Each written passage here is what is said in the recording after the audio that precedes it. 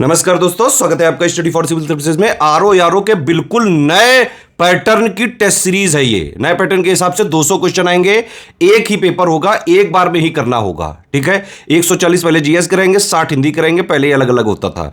ये test series बिल्कुल latest trend pattern के हिसाब से है। ठीक है, इसको आप पूरा जो है एक बार देखें, अटेम्प्ट करें। और आरओ का जो ये वाली वैकेंसी है, इसमें 11 लाख लोगों ने जो है फॉर्म भरा है। आरओ का एग्जाम टफ हो सकता है, जैसा 11 फरवरी में पेपर आया था जो लीक हो गया था। इससे पहले आरओ 2021 का आया, अभी यूपीपीएससी 2024 का प्री हुआ। इसका सिंपल मतलब यह है, यूपीपीएससी आयोग का सीधा सीधा मैसेज है स्टूडेंट्स के लिए, जो भी यूपीपीएससी के किसी भी एग्जाम की तैयारी कर रहे हैं, कि भाई अगर अब आपको यूपीपीएससी आयोग के कोई भी एग्जाम में सिलेक्ट होना है तो exact official syllabus plus latest and pattern के हिसाब से ही तैयारी करके सिलेक्ट हुआ जा सकता है। अभी आरओ में जितने दिन बचे हुए हैं, 27 जुलाई को पेपर है, अभी भी अगर आप सिर्फ 3 चीजें कर ले तो आराम से आरओ का कट ऑफ निकल सकता है आपका। देखिए, प्री सबसे ज्यादा टफ स्टेज है। 11 लाख लोग जो है भरे हैं, 400 समथिंग सीटें हैं भाई। ज्यादा से ज्यादा 7-8 हजार से ज्यादा लोग आरओ के प्री में नहीं सिलेक्ट हो सकते हैं ये 11 लाख में से। तो अगर आपको सिलेक्ट होना है, कट ऑफ निकालने का टारगेट रखिए। प्री में सिर्फ कट ऑफ ही निकाला जाता है बस, और कट ऑफ आराम से अभी भी निकल सकता है। 3 चीजें करनी पड़ेंगी। क्या कि आपको स्टडी फॉर सिविल सर्विसेज का सिलेक्शन मटेरियल जो दिया है हमने, उसको पढ़ डालिए। करीबन 900 पेज का है वो। ठीक है, रिकॉर्डेड वीडियोस जो दिए गए पेड ग्रुप में, उनको देख डालिए। पढ़ाई इससे करनी है आपको। और एससीएस का पेड क्विज और एससीएस की टेस्ट सीरीज से प्रैक्टिस अगर आप करें, जितने दिन बचे हुए हैं अभी, ये 3 चीजें अगर आप कर लें तो चाहे जैसा पेपर आ जाए, easy, moderate, tough, analytical, conceptual, lengthy, factual, आप आराम से हर हाल में आरओ का जो ये एग्जाम होने वाला है 27 जुलाई को, उसमें कट ऑफ क्लियर कर सकते हैं। जो पहले पेपर हुआ था 2023 का, जो 11 फरवरी को, उसमें भी अगर आप देखें, पेपर लीक भले हुआ था लेकिन पेपर बहुत अच्छा बनाया गया था, और उसमें स्टडी फॉर सिविल सर्विसेज से करीबन 160 क्वेश्चन आए थे। अभी यूपीपीसीएस 2024 का जो नया पैटर्न के हिसाब से एग्जाम हुआ है, उसमें आप देख सकते हैं स्टडी फॉर सिविल सर्विसेज के 150 में से जो है 120 क्वेश्चन आए हैं, जो कि कट ऑफ निकालने से बहुत ज्यादा है। तो आरओ के सीरियस एस्पिरेंट को इस पे ध्यान देना चाहिए। ये नए पैटर्न की टेस्ट सीरीज आप जरूर लगाएं, और अगर जो कोई पेड ग्रुप हमारा ज्वाइन कर सकता है, स्ट्रिक्टली ज्वाइन करके उसको एग्जाम तक फॉलो करें। जो नहीं भी कर सकता है, यहां पे फ्री चैनल में हम कई सारी चीजें आपको दे रहे हैं। पीवाईक्यू के पापा दे दिए, टेस्ट सीरीज यहां से चालू हो रही है। ठीक है, इसके अलावा UP budget, union budget, miscellaneous पापा सब मिलेगा आपको। जून एंड से पहले सब मिल जाएगा। यूपी पीसीएस 2025 की बिल्कुल शुरुआत से सिलेक्शन तक की तैयारी के ग्रुप हमारे चल रहे हैं। 12 अक्टूबर को एग्जाम होने वाला है। उसमें अगर आपको प्री में, देखिए, चाहे आरओ चाहे पीसीएस हो, सिर्फ कट ऑफ आपको निकालना है। तो कट ऑफ अगर प्री में निकालना है, स्टडी फॉर सिविल सर्विसेज का सिलेक्शन मटेरियल से पढ़ लो। रिकॉर्डेड वीडियोस जो देंगे वो देख लेना। एससीएस पेड क्विज और टेस्ट सीरीज, इससे प्रैक्टिस कर लो। देखिए, एससीएस टेस्ट सीरीज और एससीएस पेड क्विज से अगर कोई इसी से प्रैक्टिस कर ले तो आपको करीबन 40 से 50% क्वेश्चन तो इसी से सॉल्व हो सकते हैं। ठीक है, चलो अब देखो। नमस्कार। आरओ में अब 200 क्वेश्चन आएंगे, बिल्कुल नए पैटर्न पे। जैसा पेपर आपका 27 जुलाई 2025 को आ सकता है, उसी पैटर्न पे पेपर प्रैक्टिस करने के लिए ये टेस्ट सीरीज जरूर लगाइए। कोई भी सजेशन हो, कोई भी फीडबैक हो, आप कमेंट सेक्शन में कमेंट कर सकते हैं, और अपना स्कोर जरूर से जरूर कमेंट करके बताइए। फॉलो करते रहिए study for civil services. All the very best. हाँ जी, hello and welcome to study for civil services. UPPSC RO re exam prelims 2023 के लिए टेस्ट नंबर 18 होने वाला है। 200 मार्क्स का हमारा ये टेस्ट है। सारे महत्वपूर्ण अनुदेश यानी कि इंपॉर्टेंट इंस्ट्रक्शंस हिंदी और इंग्लिश में आपके सामने प्रिंटेड हैं। आप एक बार पॉज करके इनको पढ़िएगा जरूर। जनरल स्टडीज के 140 क्वेश्चंस में पहला क्वेश्चन होगा अभिकथन और कारण का, यानी असर्शन और रीजन का। काफी आप लोग अब एक्सपर्ट हो गए होंगे इन क्वेश्चंस में। महादेव गोविंद रानाडे ने 1870 में पूना सार्वजनिक सभा की स्थापना की। अब जो ये पूना सार्वजनिक सभा थी, इसकी स्थापना ब्रिटिश सरकार और लोगों के बीच एक सेतु के रूप में सेवा करने के उद्देश्य से की गई थी। आंसर बताएंगे। बिल्कुल ठीक है, दोनों ही बातें बिल्कुल ठीक है। ये बेसिकली एक प्लेटफॉर्म था जिसमें आप अपने राजनीतिक चिंताएं यानी पॉलिटिकल कंसर्न्स को एक्सप्रेस कर सकते थे। सेकंड, कौन सा विकल्प सही है, करेक्ट पूछ रहा है। आप ये क्वेश्चन कर चुके हैं पहले भी, ध्यान से करिएगा इसको। यहां पे ये देखो, ऐसे ड्रॉ कर लेते हैं, north, south, east, west. UP के north, south, east, west district पूछ रहा है। ये पॉज करके आप पढ़ लीजिए, फिर हम बताते हैं। तो देखिए, सहारनपुर जो है नदरन मोस्ट है, बिल्कुल ठीक बात है। यहां पे आपका आ गया सहारनपुर। ठीक है जी। फिर आपका सोनभद्र जो है वो सदर्न मोस्ट है, सोनभद्र। ईस्टर्न मोस्ट है आपका बलिया, और वेस्टर्न मोस्ट है आपका शामली। और आप मुझे कमेंट करके बताएंगे कि कौन से स्टेट के साथ सीमा साझा करते हैं। ये जो मैं ब्रैकेट छोड़ रही हूं ये आप मुझे कमेंट करके बताएंगे। निम्नलिखित कथनों पर विचार करें। देखिए बात हो रही है 18th भारत वन स्थिति रिपोर्ट की। कह रहा है इसके अनुसार फॉरेस्ट कवर में यानी कि वन आवरण में वृद्धि देखी गई है कितनी, 1450 की स्क्वायर किलोमीटर। और मैंग्रोव आवरण इतना है, इंडिया मैंग्रोव कवर कितना है, 4991.68 स्क्वायर किलोमीटर। क्या हो जाएगा आपका आंसर, बी हो जाएगा आंसर। सही सिर्फ बी है। जो ये वृद्धि देखी गई है फॉरेस्ट और ट्री कवर मिला के जो बढ़ा है वो बढ़ा है 1445.81 1445.81 स्क्वायर किलोमीटर मिला के, ठीक है। और फॉरेस्ट कवर जो बढ़ा है वो 156.41 स्क्वायर किलोमीटर बढ़ा है, इसलिए पहला गलत। कालानुक्रमिक क्रम यानी क्रोनोलॉजिकल ऑर्डर में आपको ये कुछ देखिए ये वो वाली ऑर्गेनाइजेशंस हैं जो कांग्रेस से पहले बनी थी, तो आप पॉज करके पढ़ा कीजिए इन क्वेश्चंस को, ठीक है। तो देखिए बंगाल ब्रिटिश इंडिया सोसाइटी है आपकी 1843 की, और ब्रिटिश इंडिया एसोसिएशन है 1851 की, ईस्ट इंडिया एसोसिएशन है 1866 की, मद्रास महाजन है 1884 की। ये तो जस्ट कांग्रेस से पहले हैं, तो क्या हो जाएगा आंसर, बी हो जाएगा आपका आंसर।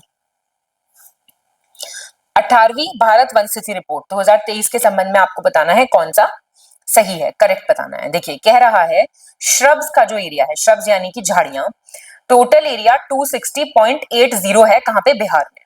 और 2021 के कंपैरिजन में 2023 में 129.19 वर्ग किलोमीटर वनावरण में यानी कि फॉरेस्ट कवर में वृद्धि देखी गई है। आंसर बताएंगे, दोनों ठीक है।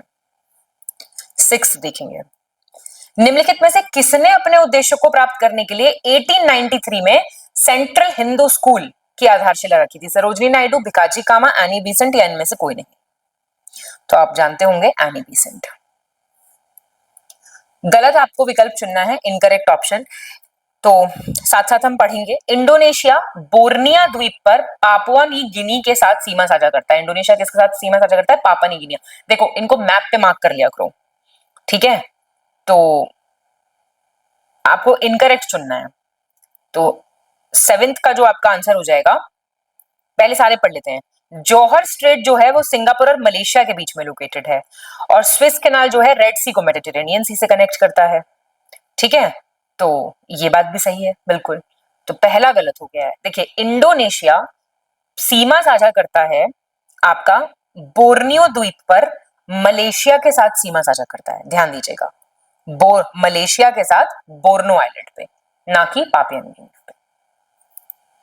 निम्न में से किसे 1888 में ब्रिटिश सरकार द्वारा नाइटहुड की उपाधि, नाइटहुड के लोग टाइटल्स देते रहते थे अलग अलग, तो किसको 1888 में टाइटल मिला था, सैयद बदरुद्दीन तैयब जी, रहमतुल्लाह एम सयानी और दादा भाई नौरोजी, इसमें से कोई नहीं। ये आपके जो थे ये थे सर सैयद अहमद खान, इनको मिली थी, ठीक है। और आप जानते होंगे ये जो हैं इंग्लिश डिवाउट ब्यूरोक्रेट थे, जुडिशियल सर्विसेज में थे, रिटायरमेंट के बाद 1876 में इंपीरियल लेजिस्लेटिव असेंबली के भी काउंसिल के भी मेंबर बने थे, और बस ब्रिटिशर्स खुश हो गए इनसे कि तो बड़े लॉयल हैं, बड़े वफादार हैं, तो इनको नाइटहुड दे दो। गलत चुनना आपको, इनकरेक्ट ऑप्शन। अब देखिए किसने किसकी खोज की, हम ये देख रहे हैं, है ना। तो साथ में सॉल्व कर लेते हैं। बैक्टीरिया की खोज किसने की, एंटोइन वैन लीवेनहुक, सही है। क्लोरोफॉर्म की जेम्स यंग सिम्पसन, ये भी सही है। रेबीज की खोज की थी लुइस पास्चर ने, आंसर हमारा सी हो गया, Louis Pasteur. Polio vaccine Jonas Salk, ठीक है। 1919 में आयोजित भारतीय राष्ट्रीय कांग्रेस के अमृतसर अधिवेशन की बात हो रही है। इसमें जलियांवाला बाग जो मैसेकर था उसकी बहुत ही निंदा की गई थी। इसकी अध्यक्षता किसने की थी, प्रेसिडेंट कौन थे इस सेशन के, अमृतसर सेशन के, अंबिका चरण मजूमदार, मोतीलाल नेहरू, मौलाना मोहम्मद अली, सत्येंद्र प्रसन्ना सिन्हा। तो ये थे आपके मोतीलाल नेहरू, याद रखिएगा। नवीनतम कृषि डेटा 2024 के संबंध में आपको गलत बताना है, ठीक है।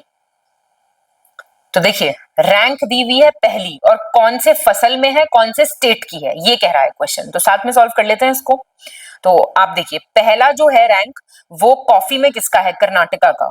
इंपॉर्टेंट है ये, कॉफी कर्नाटका सही है ये।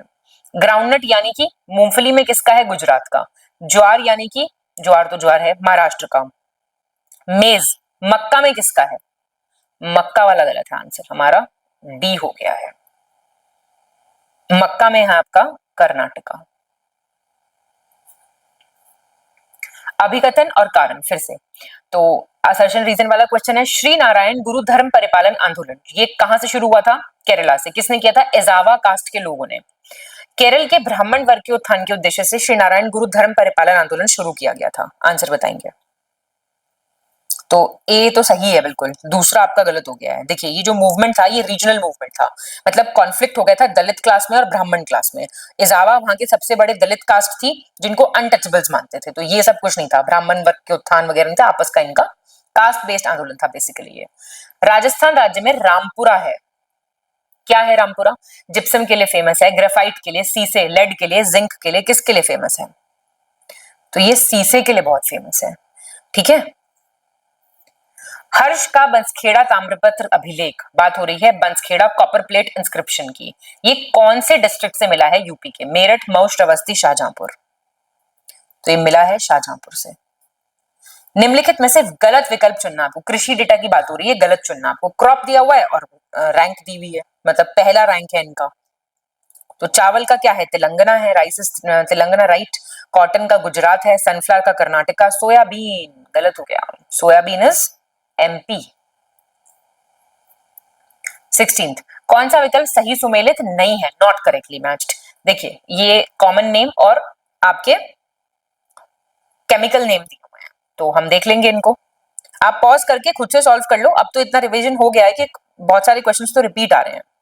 बेकिंग सोडा होता है सोडियम बाइकार्बोनेट, कॉस्टिक सोडा होता है सोडियम हाइड्रोक्साइड, वॉशिंग सोडा होता है सोडियम कार्बोनेट, कॉस्टिक पोटैश क्या होता है, पोटैश है तो सोडियम कैसे हो जाएगा, पोटेशियम हाइड्रोक्साइड होता है।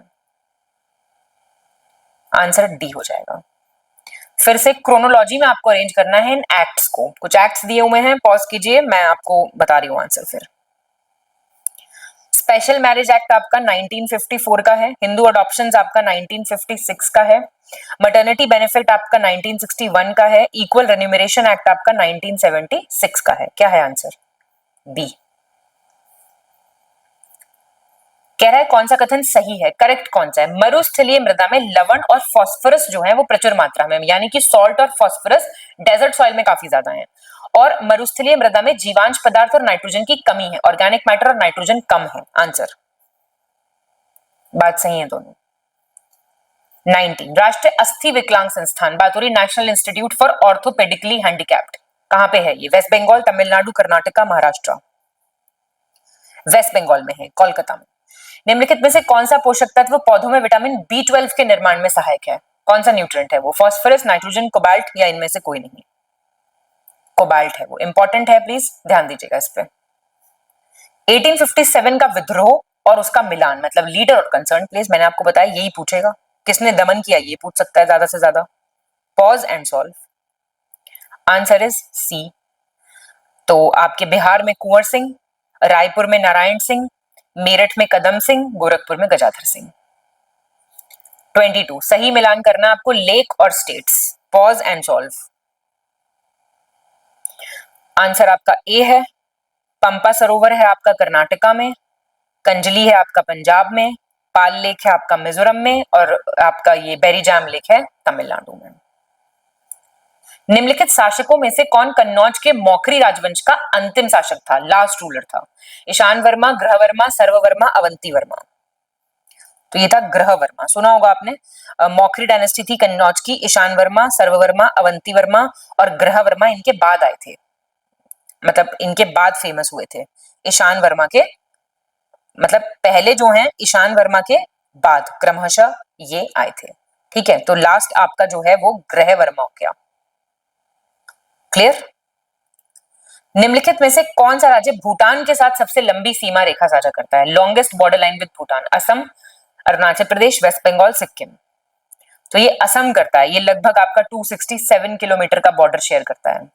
अरुणाचल आपका 217 किलोमीटर का करता है, वेस्ट बंगाल आपका 83 का करता है, सिक्किम आपका 32 का, तो सबसे छोटा पूछेगा तो सिक्किम। लाल रक्त कणिकाओं के संबंध में आपको गलत बताना है आरबीसी के रिलेशन में। तो बताइए, इनका निर्माण अस्थि मज्जा से होता है, बोन मैरो में। ये प्लीहा में जाने से नष्ट हो जाती हैं। इनका जीवन काल 2 से 4 दिन है और ये पूरे शरीर में ऑक्सीजन का परिवहन करती हैं। तो सी गलत हो गया हमारा। ये 20 to 120 डेज होता है इनका। ठीक है, गलत चुनना है आपको, फिर से इनकरेक्ट चुनना है। देखिए, पहला रैंक और स्टेट कौन सा, ये देख लेंगे। तो सिल्क में पहला रैंक किसका है, कर्नाटका का है। ऊन में किसका है पहला रैंक, राजस्थान का है। टबैको के प्रोडक्शन में पहला रैंक किसका है, ये गुजरात का है। और प्याज में आपका महाराष्ट्र है। निम्नलिखित में से किसके द्वारा 1839 में तत्वबोधिनी सभा की स्थापना की गई थी। सिंपल क्वेश्चन है अब तो। आई होप आपके टेस्ट में अब मार्क्स बढ़ रहे होंगे। भूपेंद्रनाथ बासु, सुरेंद्रनाथ बनर्जी, रास बिहारी घोष, देवेंद्रनाथ टैगोर। देवेंद्रनाथ टैगोर कलकत्ता में फाउंड हुई थी। निम्नलिखित में से कौन सा विकल्प सही सुमेलित नहीं है, नॉट करेक्टली मैच कह रहा है। एक शिशु में मतलब इन्फेंट में 270 हड्डियां होती हैं। चाइल्ड में मतलब बच्चे में 213 और अडल्ट वयस्क में कितनी होती है, 206। कोई गलत नहीं है, बिल्कुल ठीक है सारे। सही बताना है आपको। कोयले के उत्पादन में कोल में छत्तीसगढ़ का रैंक फर्स्ट है और भंडार मतलब डिपॉजिट की बात करें सबसे ज्यादा कहां पे है, तो वो झारखंड में है। ठीक है ये भी दोनों। उत्तर प्रदेश के किस शहर के सैयद अहमद द्वारा एक मुस्लिम पुनरुत्थान आंदोलन, जिसे वहाबी आंदोलन के नाम से जाना जाता है, शुरू किया गया था। ये एक मुस्लिम रिवाइवल मूवमेंट था। रायबरेली, शाहजहांपुर, बाराबंकी, आगरा। रायबरेली। और ये इसका टाइम पीरियड था 1830 से 61। ध्यान रखिएगा, बिहार में, बंगाल में, north western frontier province, Punjab में ये काफी प्रिवेलेंट था। कौन सा सही नहीं है, नॉट करेक्ट। मिनरल और पहला रैंक पूछ रहा है, बताइए देख के कौन सा सही नहीं है। साधारण नमक तेलंगाना नहीं हो सकता, ये गुजरात। फेल्सपार में राजस्थान है, लोहयस्क में ओडिशा, अभ्रक में Andhra Pradesh. All are correct. कौन सा गलत है, ऑल मतलब इसको छोड़ के करेक्ट, क्योंकि इस बात पे भी आप लोग शायद कमेंट कर देंगे, इसको छोड़ के। वैसे आप लोग इतने बुरे भी नहीं है थोड़ा हंस के मुस्कुरा के पढ़ाई किया कीजिए। कौन सा इनकरेक्ट है, पार्ट ऑफ द प्लांट और क्रॉप। देखिए पढ़िए उसको। तना किसका, चुकंदर का, जी नहीं, तना थोड़ी खाते हैं आप चुकंदर का, शुगर केन का होता है तना, गन्ने का। तो हमारा आंसर ये हो गया। पत्तियां खाते हैं आप मेथी की, जड़ खाते हैं आप गाजर की, और बीटरूट भी इसी में आ जाएगा, और फूल हो तो है ही गोभी। गलत चुनना आपको, इनकरेक्ट ऑप्शन। नवीनतम खनिज डेटा 2024 के अनुसार भारत विश्व में लौह अयस्क में, देखिए पहले हम ये मार्क करते हैं ये पूछ क्या क्या रहा है। देखिए एक तो ये लौह अयस्क पूछ रहा है, एक ये लिग्नाइट उत्पादन पूछ रहा है, और लिग्नाइट का भंडार पूछ रहा है। ये तो कहां कहां पे है ये हमको देखना पड़ेगा थोड़ा सा। ठीक है, तो हमारा आंसर इसका बी हो जाएगा। लार्जेस्ट लिग्नाइट नहीं है, देखिए तमिलनाडु है। लिग्नाइट की जब भी बात आएगी तो तमिलनाडु का नाम ध्यान रखना आप। और हाईएस्ट रिजर्व भी है, आयरन और रिजर्व की बात करेंगे तो इंडिया का रैंक चौथा है। अच्छा क्वेश्चन है ये। आपको कालानुक्रमिक क्रम में व्यवस्थित करना है इन चीजों को। देखिए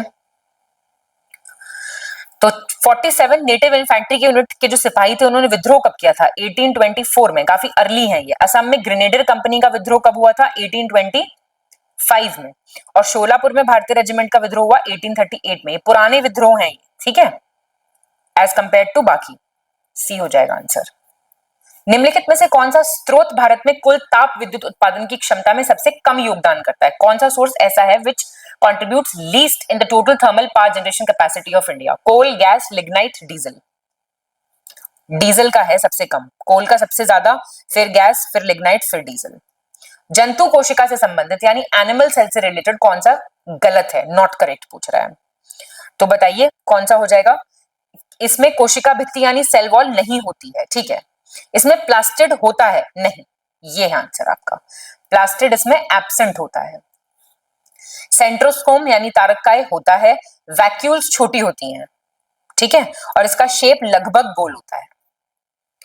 प्रधानमंत्री नरेंद्र मोदी की अध्यक्षता में केंद्रीय मंत्रिमंडल ने 19 जून 2024 को वाराणसी में लाल बहादुर शास्त्री अंतरराष्ट्रीय हवाई अड्डे के लिए कितनी धनराशि की अनुमानित लागत एक व्यापक विकास योजना के लिए प्रदान की है। एक कॉम्प्रिहेंसिव डेवलपमेंट प्लान है वहां के लिए, कितना लागत है ये। ये प्लीज आप ऐसे ही इसको याद कर लीजिए, 2869.65 करोड़। ठीक है, तो ये आपको ध्यान रखना है थोड़ा सा। अब हमारा आ गया 38। कौन सा विकल्प सही सुमेलित नहीं है? कह रहा है नॉट करेक्टली मैच्ड। 1901 में एक इरिगेशन कमीशन आया सर केलिन स्कॉट मैनक्रीफ, ये मॉनक्रीफ होगा वैसे, मॉनक्रीफ है स्पेलिंग, की अध्यक्षता में। ठीक है।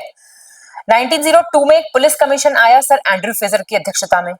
क्रिमिनल इन्वेस्टिगेशन डिपार्टमेंट आया 1903 में, और 1904 में इंडियन यूनिवर्सिटीज एक्ट पास हुआ।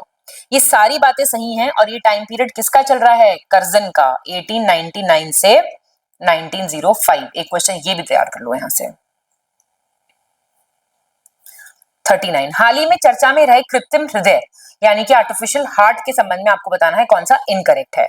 आईआईटी कानपुर में ये हार्ट डेवलप किया गया है जिसका नाम है हृदय यंत्र। ये कृत्रिम हृदय टाइटेनियम धातु मतलब टाइटेनियम मेटल से बना है। साइंटिफिक लैंग्वेज में इस डिवाइस को कहते हैं लेफ्ट वेंट्रिकुलर असिस्ट डिवाइस, एलवीएडी। कोई गलत नहीं है। संतरा पौधों में किस परिवार में, ऑरेंज किस फैमिली से आता है आपको भी बताना है। क्रूसीफेरी, मालवेसी, लेग्यूमिनेसी, रोटेसी। हम काफी कर चुके हैं इसके एग्जांपल्स मेरे ख्याल से। रोटेसी का है, आप जानते हैं ना, क्रूसीफेरी हमने किया था, कॉलीफ्लावर, मालवेसी का कॉटन है, लिख लो। लेग्यूमिनेसी के सोयाबीन है। विषम चुनना है, ऑड वन चुनना है आपको, तो ईयर और मैचिंग पूछा हुआ है, बताओ क्या हो जाएगा। तो 1871 वर्क रिलेटेड टू सेंसस शुरू हुआ। 1872 में कृषि विभाग स्थापित हुआ। 1872 में पंजाब में कूका विद्रोह हुआ। 1875 में मेयो कॉलेज की स्थापना की। मेयो कॉलेज से आपको ध्यान आता है कि ये मेयो का टाइम पीरियड चल रहा है। टाइम पीरियड है 1869 से 1872। गलत हो गया, सी, सॉरी बी। एक मिनट, मार्क मुझे बी ही करना था, गड़बड़ हो गई। बी देखिए, 1872 में ना 1871 में एग्रीकल्चर डिपार्टमेंट आया। ठीक है। 42, किस राज्य में स्थित मिहिर भोज के पेहोवा अभिलेख में घोड़ों की खरीद बिक्री के लिए लगने वाले बाजार का उल्लेख किया गया है? मतलब there used to be a market that was dedicated for the purchase and sale of horses. Punjab, Haryana, Rajasthan, Bihar. Haryana. Viceroy Lord Irwin की बात हो रही है। इसके टाइम में किससे संबंधित रॉयल कमीशन की नियुक्ति हुई थी? एजुकेशन का था, एम्प्लॉयमेंट का था, एग्रीकल्चर का था, टैक्स रिफॉर्म का था? तो ये कृषि एग्रीकल्चर का था। ठीक है। आप जानते हैं लॉर्ड इरविन 1926 में ये रॉयल कमीशन आया था। राष्ट्रकूट शासक कृष्ण तृतीय ने 949 में तक्कोलम के युद्ध में किस चोल शासक को हराया था? पूछ रहा है बैटल ऑफ तक्कोलम में कौन हारा कौन जीता। मैंने बताया आपको हर बैटल में आपको ये पता होना चाहिए कब हुआ, कौन जीता, कौन हारा और किसके बीच में। ऑब्वियसली ये तो पता होगा ही, मतलब। तो ये परांतक प्रथम, ठीक है। तक्कोलम का युद्ध, राष्ट्रकूट का राजा था कृष्ण 3, उसने हराया परांतक 1 को, वो चोल का था। नीचे 2 कथन दिए हैं, अभिकथन कारण आपको बताना है। ब्रिटिश सरकार ने 21 फरवरी 1913 को एक सरकारी प्रस्ताव, एक गवर्नमेंट रेजोल्यूशन लेके आए थे। अनिवार्य निःशुल्क प्राथमिक शिक्षा की मांग के संदर्भ में वर्ष 1913 में ये सरकारी प्रस्ताव पारित किया गया था। बात हो रही थी कंपलसरी फ्री प्राइमरी एजुकेशन की। दोनों सही है। निम्नलिखित में से कौन सा विकल्प सही सुमेलित नहीं, नॉट करेक्टली मैच्ड। अब ये फिर से रोग आ गए हैं लगने वाले, तो आप बताएंगे देख के। हमारा एक क्वेश्चन छूट गया है क्या? हाँ कोई नहीं, पहले इसको पूरा करेंगे, घबराना नहीं, चले जाएंगे वापस। तो मटर में मार्श रोग मैंगनीज की कमी के कारण, धान में खैरा लगता है बोरॉन, विपटेल लगता है कॉलीफ्लावर में मॉलिबेडनम, और लिटिल लीफ लगता है जिंक लेमन में। बी हो जाएगा। खैरा जो पैडी में लगता है वो जिंक। 46 देखेंगे, निम्नलिखित में से किस पुरातात्विक स्थल में जौ के साक्ष्य यानी बार्ले के साक्ष्य नहीं प्राप्त हुए? नहीं कह रहा है, not. Harappa, Mohenjodaro, Kalibanga, none of these. तो इन सभी जगहों पे से याद कर लो जौ मिला है। अवध में निम्नलिखित नवाबों को कालानुक्रमिक क्रम में व्यवस्थित करें। नवाब जब अवध दिए हुए आपको बताना उनका टाइम पीरियड। पॉज करके आराम से सॉल्व करो। आप ये क्वेश्चन सॉल्व कर पा रहे हैं तो चॉकलेट के हकदार हैं आप, ठीक है। सादत खान हैं आपके 1722 से 39। फिर हैं आपके सफदरजंग 1739 से 54 एडी। असफुद्दौला हैं 1775 से 97 और शुजा-उद-दौला हैं 1754 से 75। ठीक है, तो आंसर क्या हो जाएगा आपका? डी हो जाएगा। बाला सरस्वती क्या है? ये बाला सरस्वती व्हाट इज इट? सरसों है, वीट है, पैडी है, कॉटन है, क्या है? धान का एक प्रकार है ये बाला सरस्वती। निम्नलिखित में से कौन सा विकल्प सही सुमेलित नहीं है? Not correctly match. रूलर और उनसे संबंधित स्टेट दिया हुआ है। तो राणा हमीर कहां के थे? मेवाड़ के थे, ठीक है। बाज बहादुर कहां के थे? बाज बहादुर मालवा के थे, गुजरात के नहीं थे। राणा चुंडा मारवाड़ के थे, कुतुब शाह गोलकोंडा के थे। निम्नलिखित में से कौन सा विकल्प सही सुमेलित नहीं है? Not correctly matched. कह रहा है 21वीं सदी का पेड़ नीम है, विश्वव्यापी रेशा यानी ग्लोबल फाइबर कॉटन है, हरा सोना अफीम ओपियम है, मसालों की रानी काली मिर्च है। जी नहीं, मसालों की रानी काली मिर्च नहीं है, इलायची है। क्या कहते हैं इंग्लिश में? कार्डमम। कार्डमम हिल्स कहां पे है? कार्डमम हिल्स, कमेंट कीजिए। सही विकल्प चुने, करेक्ट ऑप्शन। मध्य पाषाणकालीन स्थिति दी हुई और लोकेशन, मेसोलिथिक साइट दी हुई और उनकी लोकेशन आपको करेक्ट चुनना है। तो देखिए बीरभानपुर कहां पे है? आप जानते हैं वेस्ट बंगाल में। लोटेश्वर कहां पे है? गुजरात में। पैसरा कहां पे है? बिहार में। तो आंसर तो सी आ गया। सराय नाहर कहां पे है? यूपी में। कैप्सेंथिन वर्णक किससे संबंधित है? हम कितनी बार ये क्वेश्चन कर चुके हैं, आपको सारे याद होने चाहिए। किससे संबंधित है देखते आना चाहिए सवाल। Red colour in chilli, tomato में रेड कलर आता है लाइसोपीन से, कर तो चुके हम ये भी। कैरेट में रेड कलर आता है बीटा कैरोटीन से, और अनियन में रेड कलर आता है एंथोसाइनिन से। तो ये लाल वाले सारे दिए हुए हैं, आप यहाँ पे याद कर लो इनको इकट्ठा। ऐसे ही क्वेश्चन फ्रेम कर रहे हैं हम। निम्नलिखित में से कौन सा कथन सही है? कह रहा है करेक्ट कौन सा है? इमाद शाही राजवंश के राज्य बराड़ की स्थापना 1490 में फतेह उल्ला इमाद शाह ने की थी। अकबर के शासनकाल के दौरान 1596 में बराड़ राज्य को मुगल साम्राज्य में एनेक्स कर लिया था, मतलब मिला लिया था। बताएंगे। Both are correct. निम्नलिखित में से किसमें गुणसूत्रों की संख्या यानी क्रोमोसोम सबसे कम किसमें है? इनमें से कैट, चिंपैंजी, ह्यूमन, डॉग। तो कैट में आपके 38 हैं, चिंपैंजी में 48 हैं, ह्यूमंस में तो आप जानते हैं 46 होते हैं, डॉग में होते हैं 78। क्या हो जाएगा आंसर? बिल्ली हो जाएगा। 9वीं शताब्दी में भारतीय अरबी यात्री सुलेमान ने रुहामा की उपाधि, रुहमा या फिर रुहामा टाइटल किसको दिया था? धर्मपाल को, देवपाल को, राज्यपाल को, या इनमें से कोई नहीं? धर्मपाल को दिया था। बालू में उगने वाले पौधे जो प्लांट्स सैंड पे ग्रो करते हैं उनको क्या कहते हैं? लिथोफाइट्स, सैमोफाइट्स, ऑक्सिलोफाइट्स, हीलोफाइट्स। उनको कहते हैं सैमोफाइट्स। लिथोफाइट्स कौन होते हैं? जो चट्टानों पे उगते हैं, रॉक्स पे। ऑक्सिलोफाइट्स कौन होते हैं? जो आपकी अम्लीय भूमि यानी एसिडिक सॉइल पे उगते हैं। और हेलोफाइट्स कौन होते हैं? जो स्वैम्प में, स्वैम्प समझते हैं, दलदल में उगते हैं। निम्नलिखित में से कौन सा विकल्प सही सुमेलित नहीं है? Not correctly match. नगर और उनके संस्थापक दिए हुए हैं, देखिए।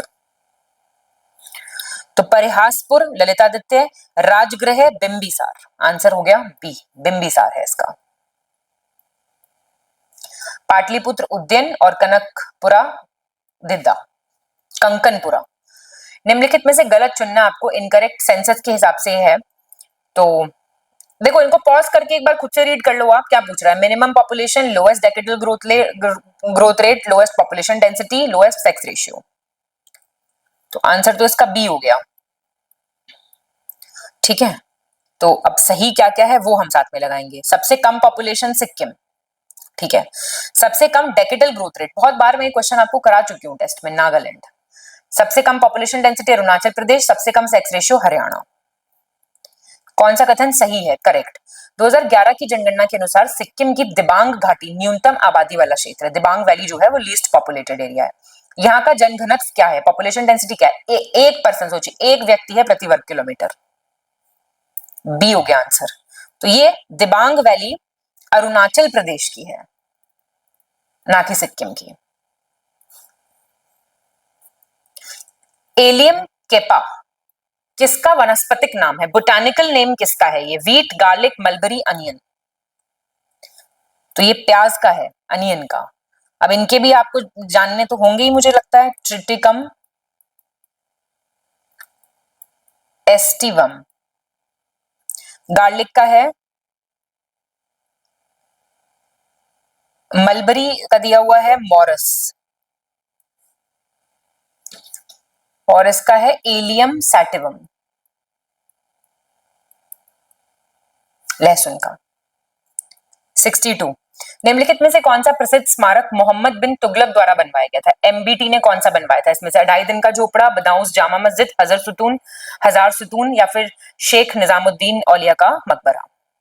शेख निजामुद्दीन औलिया का मकबरा बनवाया था। ये किसने बनवाया था? मुझे आपसे पूछना चाहिए वैसे। 2.5 दिन का झोपड़ा बनवाया कुतुबुद्दीन ऐबक ने, बदायूं की जामा मस्जिद इल्तुतमिश ने, और ये अलाउद्दीन खिलजी ने, रणवीर सिंह ने।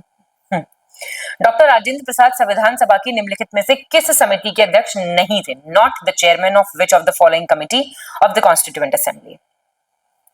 Steering, finance and staff, rules of procedure, union, constitution. तो आप जानते हैं संघीय संविधान समिति के कौन थे? जेएल नेहरू। निम्नलिखित में से किस युद्ध में हुमायूं को शेरशाह सूरी द्वारा पराजित कर दिया गया था? खानवा, चंदेरी, घाघरा, चौसा। फिर से वही आ रहे हैं ना क्वेश्चन, चौसा का युद्ध था वो, बिल्कुल ध्यान रखना है आपको। 1539। अब आप मुझे इन तीनों युद्ध का बताएंगे। मैं आपको यही बता सकती हूँ तीनों, लेकिन जरूर आप मुझे इसका ईयर और किसने किसको हराया, ठीक है? विक्ट्री और क्रॉस। पक्का से आप 64 क्वेश्चंस कमेंट करके बताएंगे। निम्नलिखित में से कौन सा विकल्प सही सुमेलित नहीं है? Not correctly matched. अब ये कौन से बोरोड फीचर्स से क्वेश्चन है हमारा, है ना? कहाँ के कॉन्स्टिट्यूशन से हमने क्या लिया? तो अमेरिका से क्या लिया हमने? बिल्कुल राष्ट्रपति पर महाभियोग। ब्रिटिश से क्या लिया? बाइकैमरलिज्म, द्विसदनवाद। और ऑस्ट्रेलिया से क्या लिया? समवर्ती सूची। कितनी बार हम कर चुके हैं इस वाले क्वेश्चन को। साउथ अफ्रीका से क्या लिया? Procedure established by law. जी नहीं, ये हमने जापान से लिया है। निम्नलिखित में से कौन सा विकल्प सही सुमेलित नहीं है? Not correctly matched. अभी कुछ डिपार्टमेंट्स हैं और ये किसने बनाए थे ये बताना है आपको, ठीक है? तो दीवाने मुस्तक राज जो है किसने बनाया था? अलाउद्दीन खिलजी ने, बिल्कुल ठीक है। ये डिपार्टमेंट ऑफ फाइनेंस होता था, यहीं पे पढ़ा करो क्वेश्चन बैठ के। दीवाने कोही जो है आपका, कोही एग्रीकल्चर का होता था, मोहम्मद बिन तुगलक ने बनवाया था। दीवाने अर्ज जो है ये मिलिट्री डिपार्टमेंट था, बलबन ने बनवाया था ये। तो आंसर आपका सी हो जाएगा। और दीवाने बंदगान आपका फिरोज शाह तुगलक का था। वाक्य दिया है उसको ध्यान से पढ़ें। कम ऊंचाई वाले ये मेघ हल्के भूरे रंग के होते हैं। वर्षा रहित ये मेघ साफ मौसम के संकेतक माने जाते हैं। These low altitude clouds are light brown in color and these clouds without rain are considered to be the indicators of clear weather. किन क्लाउड्स की बात हो रही? स्ट्रेटोक्यूमुलस, सिरस, स्ट्रेटस क्यूमुलस। ये हो रही है आपकी स्तरी कपासी मेघों की बात। किस अनुच्छेद के अंतर्गत असम राज्य से संबंधित जो स्पेशल स्टेटस प्रोविजंस दिए हुए असम को, कौन सा आर्टिकल है वो जिसके अंदर ये दिए हुए हैं? तो बी है, सारे याद कर लो। सी है मणिपुर से रिलेटेड, ये भी मुझे आपसे पूछना चाहिए। एफ है सिक्किम से रिलेटेड, ये क्वेश्चन बहुत रिपीट होता है। जी है मिजोरम से रिलेटेड, ठीक है? निम्नलिखित में से किस मुगल शासक ने सबसे कम समय तक शासन किया? शॉर्टेस्ट पीरियड तक। आपको अब तक टाइम पीरियड नहीं याद हुए हैं तो आप टेस्ट तो छोड़िए, कुछ नहीं कर रहे हैं आप। अकबर का टाइम पीरियड मुंह जबानी याद होना चाहिए, 1556 से 1605। जहांगीर का 1605 से 1627। और ये जहान लिखा है, शाहजहां है ये, 1628 से 1658।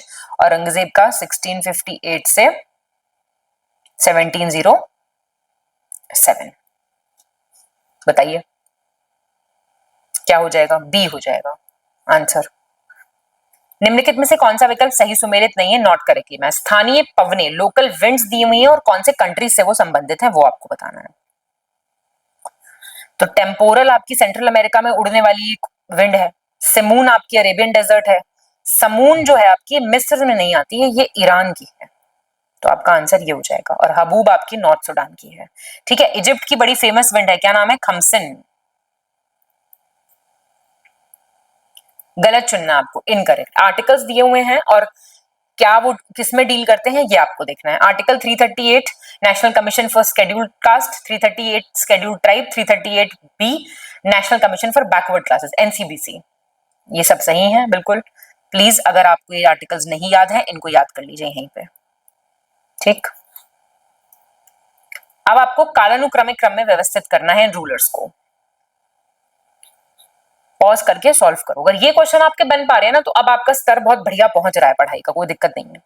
बालाजी विश्वनाथ 1713 से 1720 बाजीराव 1 1720 से 1740, माधवराव 1761 से 1772 और संभाजी, ये सबसे बड़े बेटे थे छत्रपति शिवाजी के, छावा यही है, विकी कौशल। बहुत कमाल की पिक्चर है, देखिएगा आप जरूर, एग्जाम के बाद देखिएगा पर, ठीक है। निम्नलिखित में से कौन सा विकल्प गलत है, इनकरेक्ट कौन सा है? स्थानांतरित कृषियां, शिफ्टिंग एग्रीकल्चर, और कहां से वो संबंधित है बताइए। 73 का आपका धैया कहां की है? धैया ही हो गया हमारा आंसर। धैया इज फ्रॉम एमपी। पेंडा आंध्र प्रदेश, ब्रिंगा आपका उड़ीसा, कुमारी आपका वेस्टर्न घाट्स। किस संशोधन अधिनियम के अंतर्गत लोकसभा और राज्य विधानसभा चुनावों के लिए मतदान की आयु 21 से 18 कर दी गई थी? इंपॉर्टेंट। 61 1987, 61 1988, 61 1989 या फिर 1990? ईयर याद है तो क्वेश्चन बन जाएगा, रट लो इसको, पक्का आएगा ये क्वेश्चन। इन युद्धों को, बैटल्स को आपको क्रोनोलॉजिकली अरेंज करना है। तो सिरहिंद का था आपका 1555 एडी, सामूगढ़ 1658, कालिंजर है आपका 1545 और देवरा का है आपका 1532। सी यानी कि आपका आंसर बन गया। स्वच्छ वायु सर्वेक्षण 2024 के संबंध में आपको गलत बताना है, इनकरेक्ट ऑप्शन बताना है आपको इसके संबंध में। कह रहा है गुजरात राज्य के सूरत को 10 लाख प्लस जनसंख्या की जो श्रेणी है उसमें रैंक 1 दिया गया है। यूपी राज्य के फिरोजाबाद को 3 से 10 लाख जनसंख्या की श्रेणी में फर्स्ट रैंक दिया गया है और उत्तर प्रदेश राज्य के रायबरेली को 3 लाख से कम वाली श्रेणी में फर्स्ट रैंक दिया गया है। आंसर कोई गलत नहीं है, सही आपको मिलान करना है। किंगडम्स दिए हुए हैं साउथ के और उनके rulers. Pause and solve. Answer is A. कोसाल हो जाएगा आपका महेंद्र, महाकंतारा हो जाएगा व्यागराज, पिष्टपुर हो जाएगा महेंद्रगिरी और एरंडपाल हो जाएगा आपका दमन। कौन सा विकल्प सही सुमेलित नहीं है, नॉट करेक्टली मैच्ड? देखिए, तापी नदी बैतुल एमपी, ठीक है, मांडोवी पानाजी गोवा, साबरमती भरूच गुजरात नहीं, ये नर्मदा का दिया हुआ है यहाँ पे, सी हो जाएगा आंसर। वैगई मधुरै तमिलनाडु। 79 कौन सा सही है, करेक्ट कौन सा है? राजाधिराज प्रथम एकमात्र चोल शासक है जिसने अश्वमेध यज्ञ परफॉर्म किया था। उत्तर प्रदेश के कौशांबी जिले से बाज के आकार के अग्निकुंड मिले हैं, द ईगल शेप्ड फायर पिट। मध्य प्रदेश के पुरोला से गरुड़ के आकार के यानी कि गरुड़ शेप्ड फायर पिट्स मिले हैं। आंसर देखिए, आंसर आपका डी है, फर्स्ट और सेकंड सही है। गरुड़ शेप्ड फायर पिट पुरोला से मिले हैं, लेकिन ये एमपी में नहीं है, ये यूके में है, उत्तराखंड। निम्नलिखित में से सबसे पूर्वी दर्रा, ईस्टर्न मोस्ट पास का आपको इसमें से चयन करना है। खैबर, इमिस्ला, पीरपंजाल, पेंसिला। तो आप इनको अरेंज करेंगे तो इमिस्ला हो जाएगा ईस्टर्न मोस्ट, ठीक है। वेस्ट से ईस्ट अगर हम चलेंगे तो पहले खैबर आएगा, फिर पीरपंजाल आएगा, फिर पेंसिला आएगा, फिर इमिस्ला आएगा।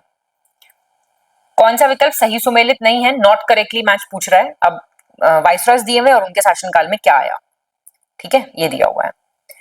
तो कर्जन के टाइम पे कोलकाता कॉर्पोरेशन एक्ट आया, 1899 का है ये, ठीक है। ये Lord Lansdowne Indian councils act 1892, Lord reading के टाइम पे काकोरी ट्रेन रॉबरी हुई थी, आपको याद होगा। लॉर्ड विलिंगटन नहीं, साइमन कमीशन 1928 का है, आप जानते हैं, पर विलिंगटन थोड़ी थे इस टाइम पे, कौन थे? इरविन थे ना, डी हो जाएगा आंसर।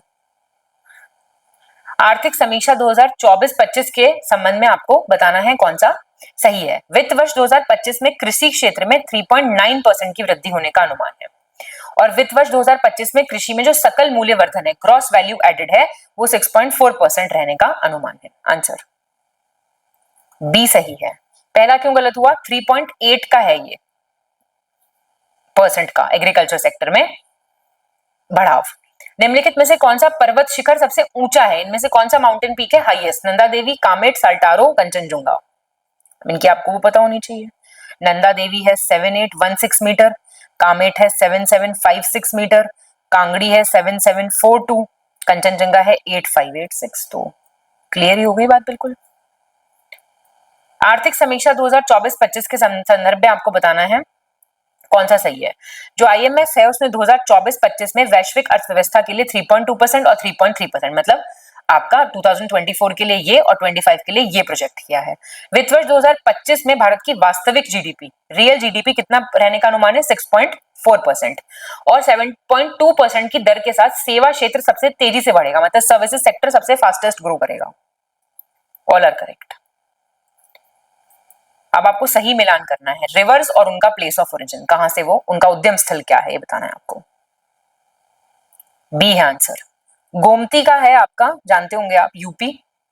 तीस्ता नदी आपकी सिक्किम से आ रही है, केन नदी आपकी एमपी से आ रही है, दामोदर आपकी झारखंड से आ रही है। Simple question. इन पहाड़ियों को दक्षिण से उत्तर यानी साउथ टू नॉर्थ आपको अरेंज करना है। आपको ये मैप वाले को सवाल बिल्कुल ठीक करने के लिए मैप प्रैक्टिस करनी पड़ेगी। तो आंसर इसका डी हो जाएगा। नॉर्थ से साउथ आएंगे तो राजमहल, रामगढ़, गरजाट, नए घर। नॉर्थ से साउथ जाएंगे तो उल्टा ये हो जाएगा ना।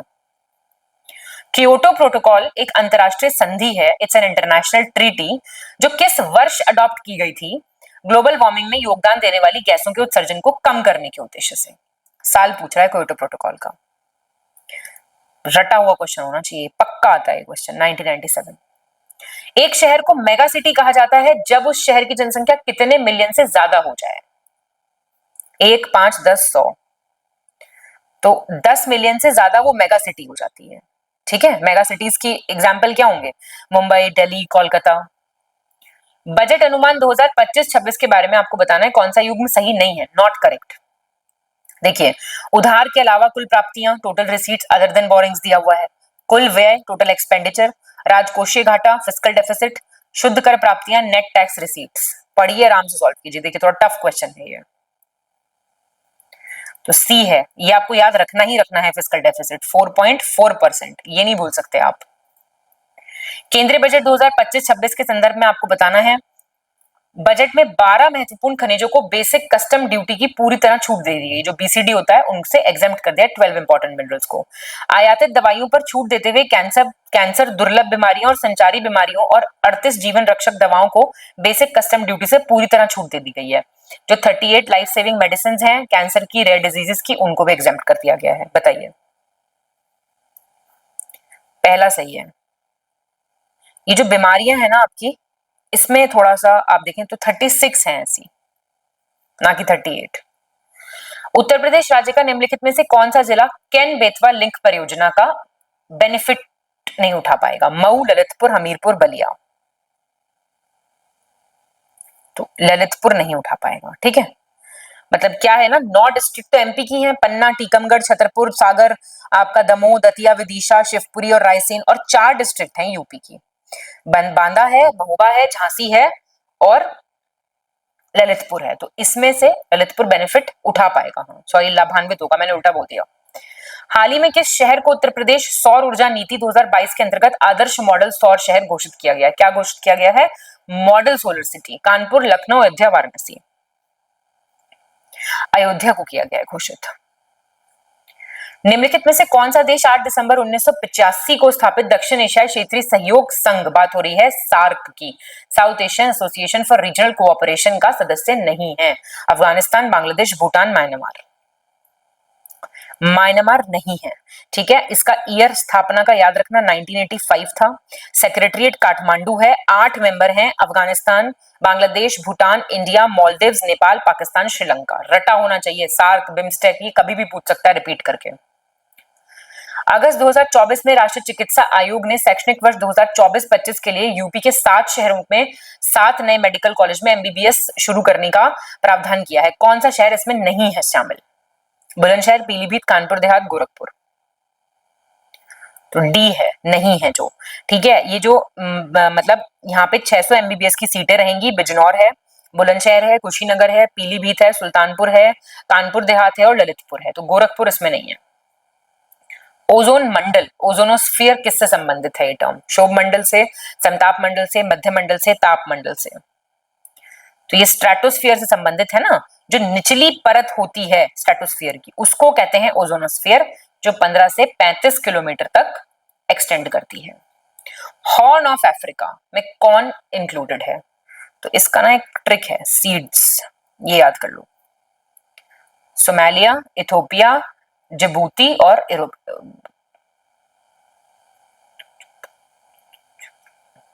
एरिट्रिया, सीड, ये याद कर लो। हॉर्न ऑफ अफ्रीका जाके मैप पे देखोगे ना, तो ऐसे करके वो जो अफ्रीका का मैप है उस पे जो आप आसपास कंट्रीज हैं वो हैं ये। निम्नलिखित में से कौन सा अंतरराष्ट्रीय हवाई अड्डा एक केंद्र शासित प्रदेश की राजधानी में है, कैपिटल में है किसी यूटी की? इनमें से स्वामी विवेकानंद, डाबोलिम, वीर सावरकर या बगडोरा?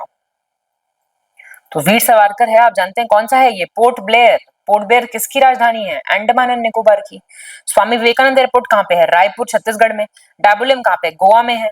और ये बागडोगरा कहाँ पे? सिलीगुड़ी, वेस्ट बंगाल। अगुलास बेसिन एक महासागरीय बेसिन है जो दक्षिण अफ्रीका में केप ऑफ गुड होप के डैश में स्थित है। कहां पे है? It's an oceanic basin. Basically कहां पे है ये लोकेटेड? ये सब मैप बेस्ड क्वेश्चंस हैं इस वक्त। साउथ में। निम्नलिखित में से किस अक्रिय गैस का वायुमंडल की संरचना में उच्चतम प्रतिशत है? कौन सी इनर्ट गैस है जिसका हाईएस्ट परसेंटेज है? Xenon, neon, helium, krypton? तो बी, सबसे पहले नियोन, फिर हीलियम, फिर क्रिप्टन, फिर जेनॉन। निम्नलिखित में से कौन सा विकल्प सही सुमेलित नहीं है? Not correctly matched. क्या पूछ रहा है? मेन सेंटर्स दिए हुए हैं सिल्क टेक्सटाइल इंडस्ट्री के, जो अलग अलग जगह लोकेटेड हैं। देख लीजिए, वेस्ट बंगाल में मौरीग्राम है, वेस्ट बंगाल में बिष्णुपुर है cotton silk textile, woollen textile West Bengal में आपका है अम्लनेर, और जूट इंडस्ट्री का वेस्ट बंगाल में है उलूबेड़िया। तो आंसर सी हो जाएगा। वुलन इंडस्ट्री का ये महाराष्ट्र में है जगह।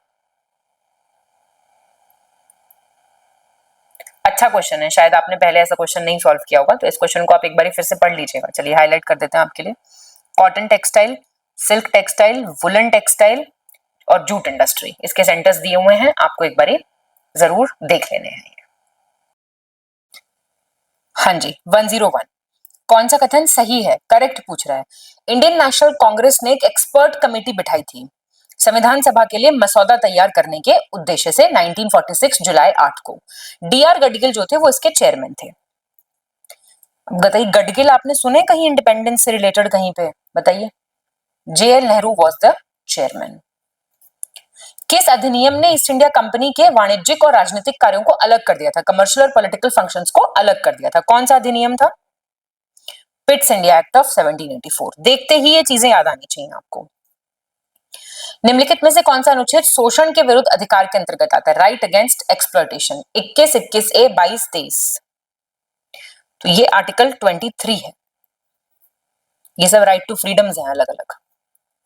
किस अधिनियम के तहत राष्ट्रीय आपातकाल के दौरान अनुच्छेद 20, 21 द्वारा गारंटीकृत मौलिक अधिकारों को निलंबित नहीं किया जा सकता है? कौन सा एक्ट ये कहता है कि 2021 के अंडर जो फंडामेंटल राइट है that can not be suspended during national emergency also? 42nd amendment act, 43rd, 44th। तो 44th अमेंडमेंट एक्ट ऑफ 1978 कहता है। संविधान का निम्नलिखित में से कौन सा भाग निर्वाचन यानी इलेक्शन से रिलेटेड कौन सा भाग है? सिंपल है क्वेश्चन, तो कोई दिक्कत नहीं होनी चाहिए इसमें। ये कौन सा है? ये इमरजेंसी से रिलेटेड है। 9A आप जानते हैं म्युनिसिपैलिटी है, और 9B क्या है? 9B आपका कोऑपरेटिव सोसाइटी है। गलत चुनना है आपको, इनकरेक्ट ऑप्शन। तो देखिए, साल दिए हुए हैं और वो कौन सा ईयर है। जैसे 2025 रंगभूमि और पशुपालकों का अंतरराष्ट्रीय साल, ईयर ऑफ रेंजलैंड्स एंड पेस्टोरलिस्ट, 24 कैमिलिट्स का, 23 कदन अन्न यानी मिलेट्स का, 2022 सतत पर्वतीय विकास का, सस्टेनेबल माउंटेन डेवलपमेंट का। कौन सा गलत है इसमें से? पहला गलत हो गया, ये 2026 है। ठीक है, कौन सा विकल्प सही नहीं है? Not correct. साल दिए हुए हैं और वो सॉरी डे और क्या उस दिन मनाया जाता है। आप इसको पॉज करके सॉल्व कीजिए, तभी हम साथ में सॉल्व कर पाएंगे। तो 28 जनवरी डेटा प्रोटेक्शन डे ठीक है। बताइए, वर्ल्ड वेटलैंड्स डे आपका गलत हो रहा है, 1, 2 हटा दो इसमें से। 2 फरवरी। 8 मार्च है इंटरनेशनल विमेंस डे, 18 अप्रैल है वर्ल्ड हेरिटेज डे। निम्नलिखित में से किस संगठन का मुख्यालय स्विट्जरलैंड में नहीं है? Not headquartered in Switzerland. तो वर्ल्ड वाइल्ड लाइफ फंड का आपका है ग्लैंड में, जो कि स्विट्जरलैंड में है of course. Universal postal union है बर्न में, बर्न भी स्विट्जरलैंड में है। यूनेप है नैरोबी में, आप जानते हैं नैरोबी है केनिया में। C answer. WHO है आपका जेनीवा में, स्विट्जरलैंड। गलत विकल्प चुनना है आपको, इनकरेक्ट ऑप्शन नाचिकेत मोर कमेटी से संबंधित ये क्वेश्चन है, तो हम पढ़ते हैं इसको साथ में। ये जो कमेटी थी नाचिकेत मोर की अध्यक्षता में थी, ठीक बात है, तभी नाम है। समिति 2013 की है, ये भी ठीक है। और इस समिति का गठन भारतीय रिजर्व बैंक के पूर्व गवर्नर रघुराम राजन ने किया था, ये भी बिल्कुल ठीक है, तो इनमें से कोई गलत नहीं है। वैश्विक लैंगिक अंतराल सूचकांक, बात हो रही ग्लोबल जेंडर गैप इंडेक्स की, कौन पब्लिश करता है इसको? World Trade Organization, World Economic Forum, IMF, या इसमें से कोई नहीं? ये करता है आपका वर्ल्ड इकोनॉमिक फोरम, विश्व आर्थिक मंच। निम्नलिखित में से कौन सा विकल्प सही सुमेलित नहीं है, नॉट करेक्टली मैच्ड? पॉज करके ही सॉल्व करेंगे इनको। शाकुंभरी देवी टेम्पल आपका सहारनपुर में है, आपका चक्रतीर्थ नैमिषारण्य सीतापुर में है, छावनी शहीद स्थल देवरिया नहीं, सी हो गया आपका आंसर, ये है आपका बस्ती में है। ओगरनाथ टेम्पल बहुत अच्छा है, आइए आप मेरठ घुमाते हैं आपको, मेरठ में है। कौन सा विकल्प गलत है, इनकरेक्ट कौन सा है? तो जौनपुर को क्या कहते हैं, शिराजे हिंद, ठीक है। बदोही को ज्योतिबा फूले नगर, जी नहीं, ये आपका अमरोहा है। बदाऊं निजामुद्दीन औलिया नगर, अमेठी छत्रपति शाहू जी महाराज नगर। निम्नलिखित में से कौन सा वन्यजीव अभयारण्य उत्तर प्रदेश के महाराजगंज जिले में है? कतरनिया घाट, महावीर स्वामी, सुहागी बरवा, चंद्रप्रभा, कौन सा है? तो ये सुहागी बरवा है आपका। कतरनिया घाट कहाँ पे है? बहराइच में। महावीर स्वामी कहाँ पे है? आपका ललितपुर में। सुहागी बरवा महाराजगंज में है। चंद्रप्रभा कहाँ पे है? चंदौली में। कौन सा विकल्प सही नहीं है, नॉट करेक्टली मैच्ड? कुछ मेले दिए हुए हैं और ये कहाँ लगते हैं आपको बताना है। बटेश्वर मेला कहाँ लगता है आपका? आगरा में। नौचंदी लगने वाला है मेरठ में। कंपिल लगता है आपका फर्रुखाबाद में, कंपिल। देव शरीफ लगता है आपका बाराबंकी में। निम्नलिखित में से कौन सा विकल्प सही सुमेलित नहीं है? GI प्रोडक्ट और प्रोडक्ट्स दिए हुए हैं, नॉट करेक्टली मैच कह रहा है, बताइए। तो सोजट मेहंदी आपकी बिल्कुल राजस्थान की है, और बालाघाट चिन्नौर आपका MP का है, बी हो जाएगा आंसर। हरमल मिर्च आपकी गोवा की है, मीजो अदरक आपका मिजोरम का है, जाहिर सी बात है। निम्नलिखित में से किसे संयुक्त राष्ट्र की विशेष विमानन एजेंसी की वायु परिवहन समिति के अध्यक्ष के रूप में नियुक्त किया गया है? Chairman of the air transport committee of the United Nations special aviation agency, Alok Shekhar, Ashok Kumar Gupta, Shefali Juneja, Sangeeta Verma. ये है आपकी शेफाली जुनेजा। स्वच्छ वायु सर्वेक्षण की बात हो रही है 2024 की। इसके अनुसार यूपी राज्य के किस शहर को 3 से 10 लाख की जनसंख्या श्रेणी में 3rd रैंक दिया गया है? वाराणसी, रायबरेली, भदोही, या इसमें से कोई नहीं? इसमें से कोई नहीं है। देखिए कैटेगरी 2 में 3 से 10 लाख में फिरोजाबाद है यूपी का, अमरावती है महाराष्ट्र का, झांसी यूपी, और गोरखपुर है, ठीक है। भारत के पहले भक्ति वेदांत सांस्कृतिक सेंटर, भक्ति वेदांत कल्चरल सेंटर के बारे में आपको बताना है कौन सा सही है। दिसंबर 2024 में यूपी के प्रयागराज में भारत का पहला भक्ति वेदांत कल्चरल सेंटर शुरू होगा। प्राइम मिनिस्टर इसको इनॉग्रेट करेंगे। 12 डिपार्टमेंट होंगे इसमें, मल्टी स्टोरी सेंटर होगा, ट्रेनिंग दी जाएगी प्रीस्ट को, भजन कीर्तन, चैंटिंग, मंत्रोच्चार, सब चीजें मतलब सिखाई जाएंगी प्रॉपर। पहला और तीसरा सही है।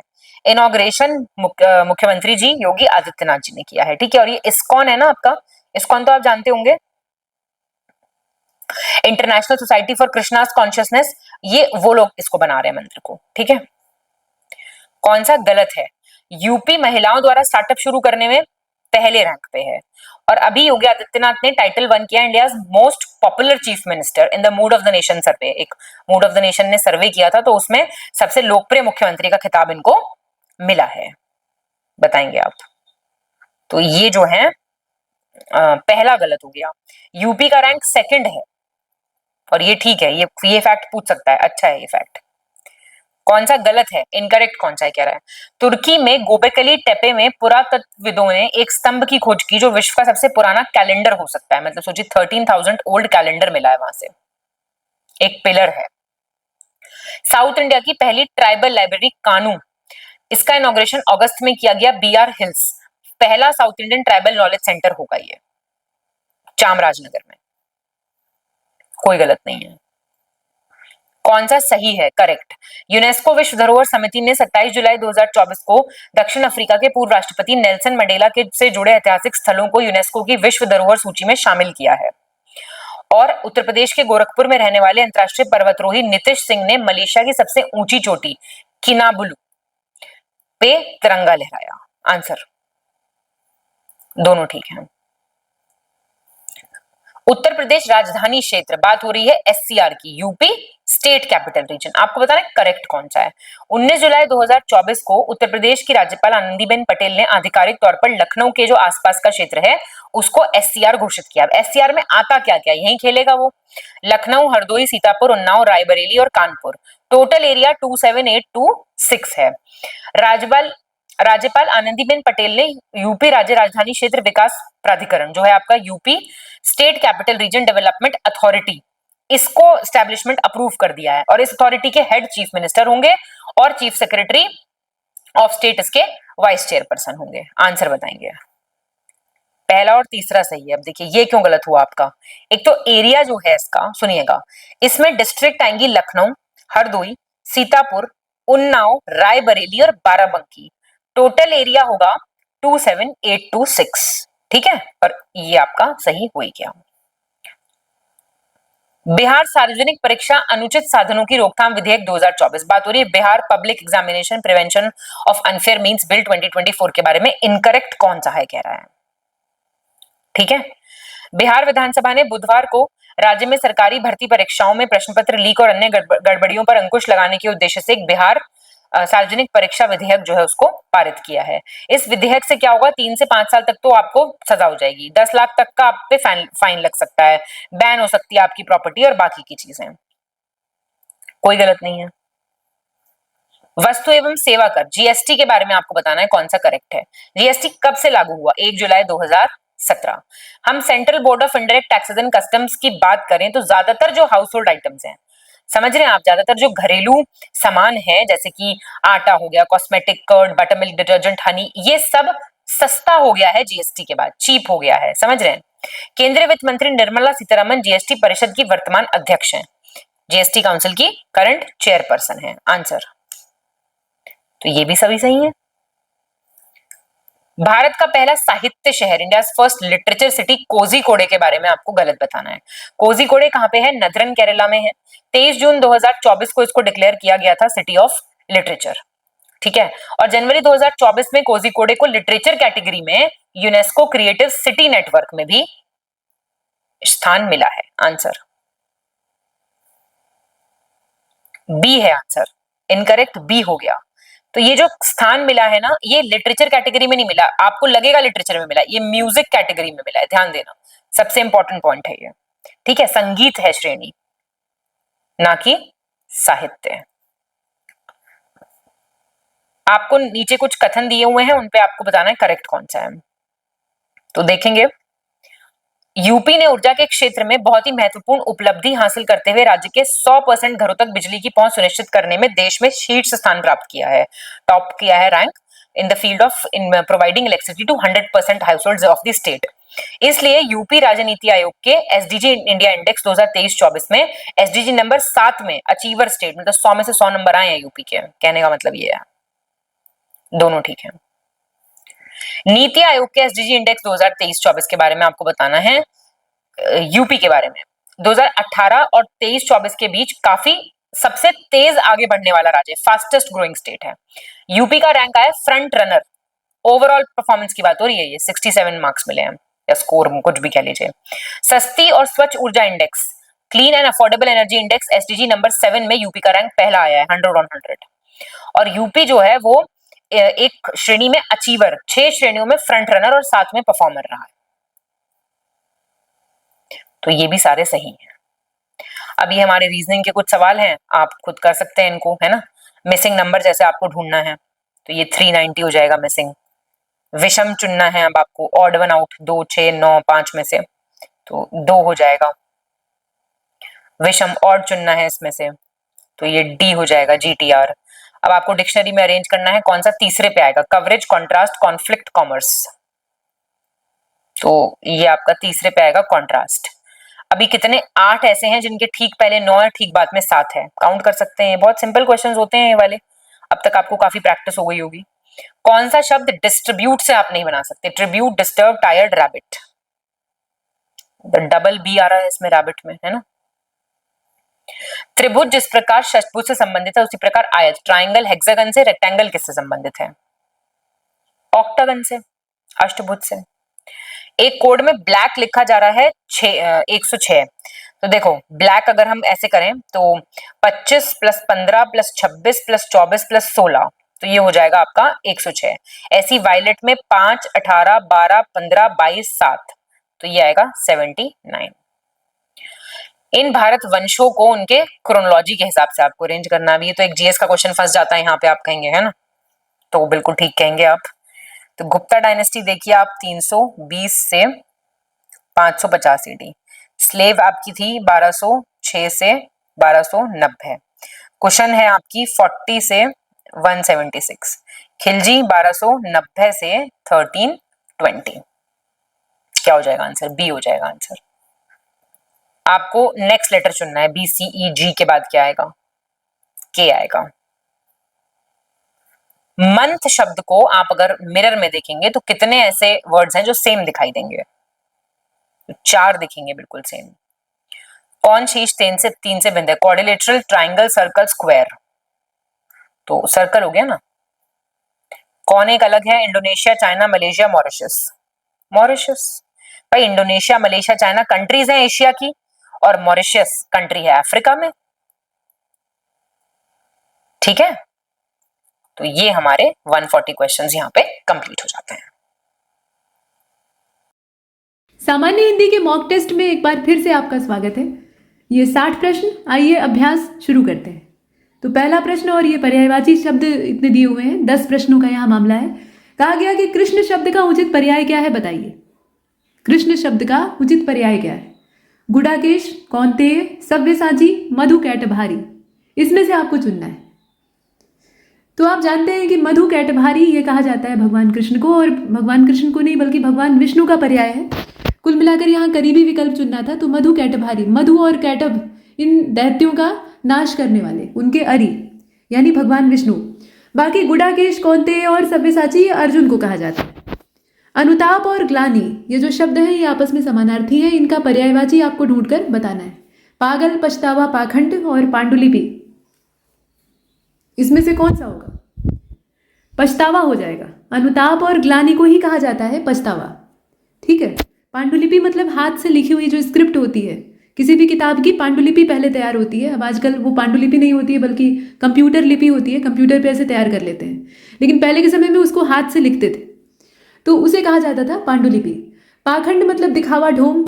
और आगे चले, यहाँ देखें द्विरेफ और अचिर, द्विरेफ और अचिर ये जो शब्द हैं, दो भिन्न शब्द हैं, इनका आपको उचित पर्याय या ये कहिए कि उचित अर्थ बताना है। पर्याय तो ये मौजूद ही है, इनका अर्थ आपको बताना है। तो सही जवाब क्या होना चाहिए? सही जवाब इसमें से द्विरेफ का क्या होना चाहिए, बताइए। इसमें से तीसरे का जो सही उत्तर है वो हो जाएगा आपका ए वाला, ठीक है। ए वाला विकल्प जो है वो सही है। द्विरेफ कहा जाता है भ्रमर को यानी भौरे को, और अचिर यानी जो चिर नहीं है यानी स्थिर नहीं है, लंबे समय से या स्थिर एक दृढ़ रूप में मौजूद नहीं है, तो उसके लिए अचिर शब्द का इस्तेमाल होता है। तो ऐसी चीज जो कि स्थिर नहीं है, वो नष्ट होने वाली है, भंगुर है। तो ये यहाँ पर दिया हुआ है, थोड़ा सा बारीक अर्थ था, समझिएगा। भ्रमर का यानी भौरे का तो द्विरेफ आप जानते हैं, अचिर का ध्यान दीजिएगा, भंगुर। इसके बाद अब आगे चलते हैं। यहाँ देखें, अच्छा भिड़ंत दिया हुआ है यहाँ पर विकल्प में। भिड़ंत का मतलब होता है संघात या संघट्ट, कोलाइजन जिसे कहा जाता है। प्रश्न संख्या 4, निरूपाय और निरीह। निरूपाय और निरीह ये जो शब्द है ये किसके पर्याय है? निरूपाय यानी जिसके पास कोई उपाय नहीं है, कोई चारा नहीं है, और निरीह मतलब भी वही बेचारा। तो बेचारा यानी लाचार, उसके पास कोई विकल्प नहीं। आगे चलते, प्रश्न संख्या 5, विरक्ति के लिए उचित पर्याय आपको बताना है। विरक्ति बताइए। तफसील दिया है, मीमांसा दिया है, उन्मुक्त दिया है और निर्लिप्तता दिया है। सही जवाब इसका क्या हो जाएगा? निर्लिप्तता हो जाएगा। जो किसी में लिप्त नहीं है, किसी से जुड़ा नहीं है, उसे हम कहेंगे विरक्त। तफसील का मतलब क्या होता है? तो तफसील का मतलब होता है किसी चीज का विवरण देना, ब्यौरा देना। मीमांसा मतलब क्या होता है? मीमांसा मतलब किसी चीज की व्याख्या करना, उसमें अपने शब्द अपने विचार शामिल करके व्याख्या करना, वो कहलाता है मीमांसा। और विमुक्त मतलब उन्मुक्त, जिसके ऊपर कोई बंधन न हो। प्रश्न संख्या 6, शिकारी अर्थात क्या? आखेट, अहेर, व्याघ्र या मृगया? तो इसमें से व्याघ्र हो जाएगा, ये शिकारी के लिए इस्तेमाल होने वाला शब्द है। बाकी आखेट, अहेर और मृगया ये तीनों ही हंटिंग यानी शिकार को कहा जाता है। प्रश्न संख्या 7, अनीक का क्या अर्थ है? अनीक, तो अनीक या अनीकिनी कहा जाता है सेना को। सेना का ये पर्यायवाची है। यहाँ जो डी वाला विकल्प है उसको चुनिएगा। संलग्न मतलब जुड़ा हुआ, सुविधा और समन्वय का तात्पर्य आप जानते ही। ठीक है, अब आगे चलते हैं। प्रश्न संख्या 8 को देखिए। तर्क के द्वारा जो मान लिया गया है उसके लिए एक शब्द इस्तेमाल होता है तर्क संगत। ठीक, जो तर्क के द्वारा स्वीकार किया जा सके, यानी आप उसके पक्ष में तर्क दें और लोग भी उसको मान लें कि हाँ ठीक, तो वो चीज कहलाती है तर्क संगत। अब आपको ये बताना है कि ये जो तर्क संगत शब्द है जिसके नीचे ऐसे अंडरलाइन किया हुआ है, इसका पर्यायवाची इसमें से कौन सा होगा? युक्ति संगत, अनुचित, हास्यास्पद और बेतुका। तो जिस चीज को आप तर्क के द्वारा मनवा सकते हैं और सभी लोग उससे खुशी खुशी सहमत हो सकते हैं, वो युक्ति संगत होगी। मतलब जो भी युक्ति है उस पर फिट बैठ रही है। बाकी न तो वो बेढंगी है, न हंसी के योग्य है, न बेतुकी है, ऐसा कुछ नहीं है। तो इसमें से ये सब बाहर हो जाएगा। ए को चुना। प्रश्न संख्या 9, उतार का उचित पर्याय क्या है बताइए? उतार, तो उतार का मतलब क्या? नीचे की ओर जाना। कहते हैं ना उतर रहा है, सीढ़ियों से उतर रहा है यानी नीचे आ रहा है। तो उतार का मतलब गिरावट से तात्पर्य है।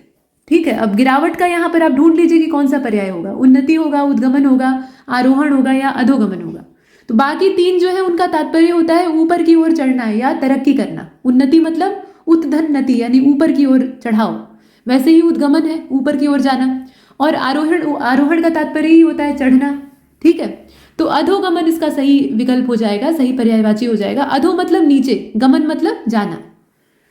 प्रश्न संख्या 10, वैकर्तन और वसुसेन, ये दो शब्द हैं, एक ही व्यक्ति के लिए इस्तेमाल होने वाले शब्द हैं। और वो व्यक्ति कौन है ये आपको बताना है।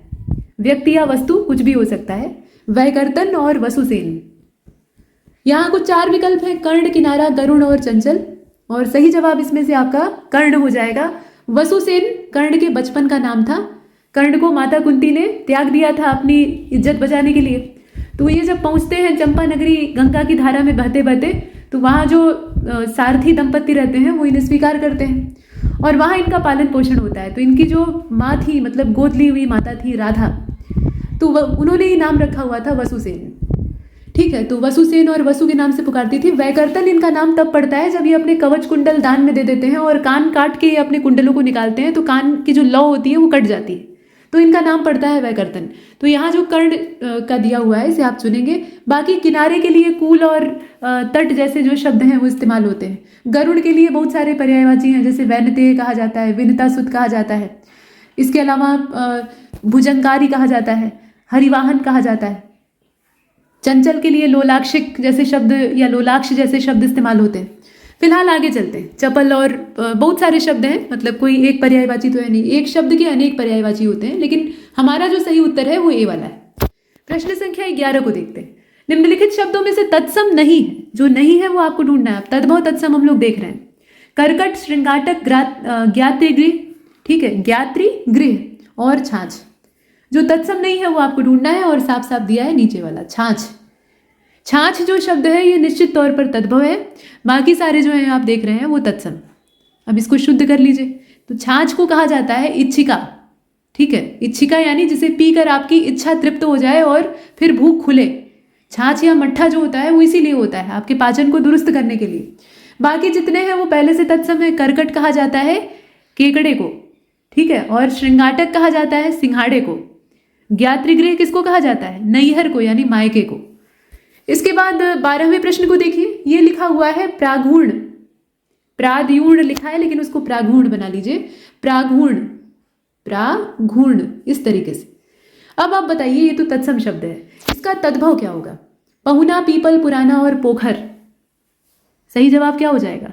पहुना हो जाएगा। पहुने यानी जो आए हुए माननीय अतिथि होते हैं, सम्मानित अतिथि होते हैं। आमतौर पर ये रिश्तेदारी जोड़ने के लिए आते थे पहले के समय में, मतलब रिश्ता करवाने के लिए, तिलक इत्यादि की बात करवाने के लिए लड़के के यहाँ पहुँचते थे। तो इन्हें कहा जाता था पहुना, और भी जो संबंधी ऊंचे स्तर के होते हैं उन्हें पहुना कहा जाता है। तो प्रागूर्ण इसका शुद्ध शब्द होता है तत्सम। ठीक, तो यहाँ हम ए वाले विकल्प को चुनेंगे। बाकी जितने हैं वो सभी अन्य चीजों के तद्भव हैं। अन्य चीज का मतलब जैसे पीपल, तो पीपल वृक्ष को पिप्पल कहा जाता है। ठीक है, उसके अलावा आप देखेंगे पुराने के लिए पुराण शब्द इस्तेमाल होता है। पोखर के लिए, पोखर यानी पोखरा या सरोवर, उसके लिए पुष्कर शब्द होता है तत्सम संस्कृत में। अच्छा ये बताइए, पीपल के लिए अथवा बरगद के लिए अश्वत्थ शब्द किसके लिए इस्तेमाल होता है? अश्वत्थ जो कहा जाता है ये बरगद के वृक्ष के लिए इस्तेमाल होता है अथवा पीपल के लिए, जरा बताइएगा। फिलहाल हमारा 13वां प्रश्न देखिए, कौन सी तद्भव तत्सम की जोड़ी गलत है? बाईं ओर तद्भव दिया है, दाहिनी ओर तत्सम दिया है। सतसई का होता है सप्तशती, पिछले टेस्ट में आपने देखा था। अटारी का होता है अटालिका, ओखली का होता है ऊखल, और टकसाल का होता है टंकशाला। बताइए इसमें से जोड़ी कहां पर गलत हो गई? तो सही जवाब इसमें से क्या हो जाएगा? 13वां आप देख रहे हैं, सही जवाब सी होगा। ओखली और ऊखल वाला जो है इसमें से गड़बड़ है। ऊखल खुद ही तद्भव शब्द है, ओखली या ऊखल दोनों ही तद्भव शब्द हैं। उलूखल इसका तत्सम होता है, उलूखल। ठीक है, उलूखल। बाकी सारे शब्द अपने जोड़े के रूप में सही है। अटारी को अट्टालिका और टकसाल के लिए टंकशाला शब्द इस्तेमाल होता है। प्रश्न संख्या 14 में आए, कपास का तत्सम रूप क्या होगा? करपास, करपास, करपास, अलग अलग ढंग से लिखा है कारपास।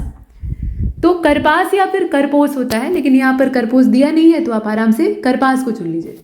प्रश्न संख्या 15, कौन सा तत्सम शब्द नहीं है? काष्ठपाई, स्फटिक, बीटक और बहेड़ा। इसमें से अपना उत्तर कौन सा हो जाएगा? सी वाला, बीटक। और क्षमा कीजिएगा, इसका जो उत्तर है वो डी वाला हो जाएगा, बहेड़ा। बीटक तो तत्सम है ना, बीड़ा इसका तद्भव होता है। अभी पीछे हमने देखा था पान का जो बीड़ा होता है, मतलब किसी पत्ती को ऐसे मोड़ कर रखे जाने की जो विधि होती है उसको बीड़ा कहा जाता है। तो ये बीटक जो है ये तो तत्सम है। बहेड़ा, बहेड़ा आपका तद्भव शब्द है। बहेड़े का तत्सम होता है विभीतकी या विभीतक। प्रश्न संख्या, अच्छा, काष्ठपाई कहा जाता है, काठपाई यानी चारपाई के लिए इस्तेमाल होता है। स्फटिक यानी फिटकरी। प्रश्न संख्या 16, कौन सा शब्द तद्भव नहीं है? करेला, एला, अंगोछा और सलोना। तो एला जो लिखा हुआ है ये आपका तत्सम शब्द है, तद्भव नहीं है। एला का तद्भव क्या होता है? इलायची। ठीक है, एला का तद्भव होता है इलायची। बाकी सारे तद्भव हैं। करेले के लिए कारुवेल्ली और तोयवल्ली जैसे शब्द इस्तेमाल होते हैं। अंगोछे के लिए अंग प्रौछा, और सलोने के लिए मतलब सलोने के लिए सलावड़े। सलोने का जो तत्सम रूप है वो क्या है? सलावड़े। प्रश्न संख्या 17, अफीम और अजान। अफीम और अजान ये दो शब्द हैं, दोनों तद्भव हैं, दोनों ही तद्भव हैं। तत्सम आपको चुनना है। तो अफीम का क्या हो जाएगा? अही फेन हो जाएगा, अही फेन हो जाएगा। और अजान का क्या होना चाहिए? तो अजान यानी अज्ञान। तो अज्ञान इसमें से कौन सा होगा? ये वाला होगा, लेकिन इसमें से अब चुनेंगे किसको? अही फेन और अज्ञान वाले को, यानी बी वाले विकल्प को। प्रश्न संख्या अगला, कौन सा शब्द तद्भव नहीं है? पहचान, परिधान, जिजमान और कचहरी। इसमें से आपका जो परिधान शब्द है ये कहीं से भी तद्भव नहीं है, ये तत्सम शब्द है। बाकी सारे शब्द तद्भव हैं। ठीक है, जिजमान का यजमान होता है। कचहरी जो है इसका कृत्यगृह होता है। और पहचान का क्या होता है बताइए? प्रत्याभिज्ञान होता है। ठीक है, मतलब आपका ज्ञान दूसरे को हो, आपकी जानकारी दूसरे को। प्रश्न संख्या 19, तद्भव शब्द आपको बताना है। तड़ाक दिया है, केवड़ा दिया है, उत्साह दिया है और कर्पूर दिया है। तद्भव शब्द की पहचान करनी है। अब इसमें अगर आप ध्यान से देखेंगे तो जो केवड़ा शब्द है, केवड़ा शब्द जो है ये अपना तद्भव है और इसी का तत्सम होता है केतकी। ठीक है, भगवान शिव को केतकी के पुष्प बिल्कुल भी पसंद नहीं है, ये पौराणिक कथा है। ठीक है, तो केवड़ा उसी को कहा जाता है। आगे आप देखेंगे तड़ाक, उत्साह और कर्पूर जो है ये तद्भव शब्द हैं, माफ कीजिएगा तत्सम शब्द हैं। जैसे तड़ाक है, इसके लिए तालाब हम लोग शब्द इस्तेमाल करते हैं तद्भव। उत्साह के लिए उछाह शब्द का इस्तेमाल होता है। कपूर के लिए कपूर हम लोग बोलते हैं तद्भव के रूप में। प्रश्न संख्या 20, मक्खन एक तद्भव शब्द है, इसका सही तत्सम क्या होगा? तो अब इसमें आप देखेंगे तो मंथज भी दिया है और मृक्षण भी दिया है। ठीक है, अब बताइए इसमें से कौन सा होना चाहिए? 20वां आप ध्यान से देखिएगा, सही जवाब इसका क्या हो जाएगा? डी हो जाएगा। मृक्षण भी होता है और मंथज भी होता है। ठीक है, ये आप देख लें, तो एकाधिक सत्य। प्रश्न संख्या 21, अशुद्ध शुद्ध वाक्य वर्तनी।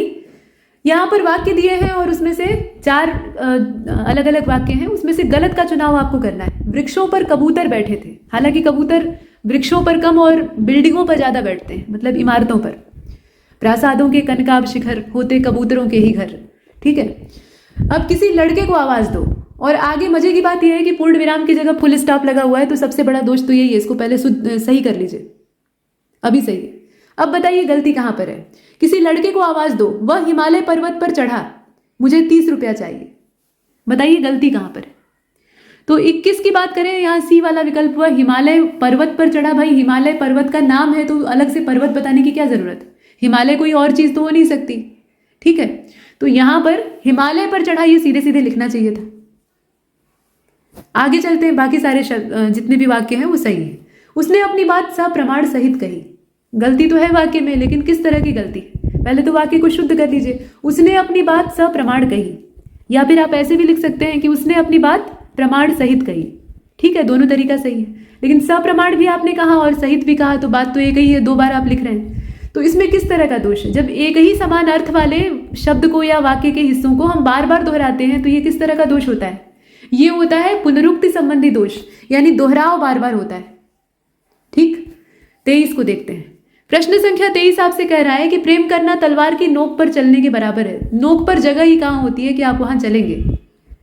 तो अब यहाँ पर सही तरीका इसका क्या होगा, तलवार की धार पर चलने के बराबर है। ये एक तरह से लोकोक्ति मुहावरा है, लेकिन यहाँ पर दूसरे ढंग से इसकी त्रुटि पूछा है। मतलब किस तरह की गलती है बतानी है, तो क्रिया संबंधी है, संज्ञा संबंधी है, सर्वनाम संबंधी है, कारक संबंधी है, किस तरह का दोष।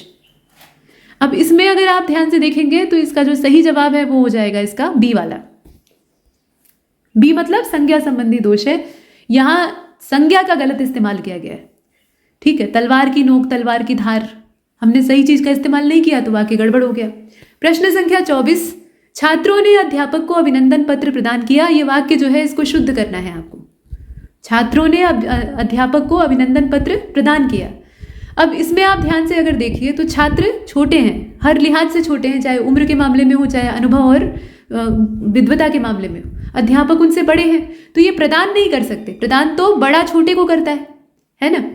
यहाँ पर क्या होगा, अर्पित करना हो सकता है या देना हो सकता है। तो विकल्प कौन सा सही होना चाहिए, 24 को आप देखें, इसका बी वाला सही होगा।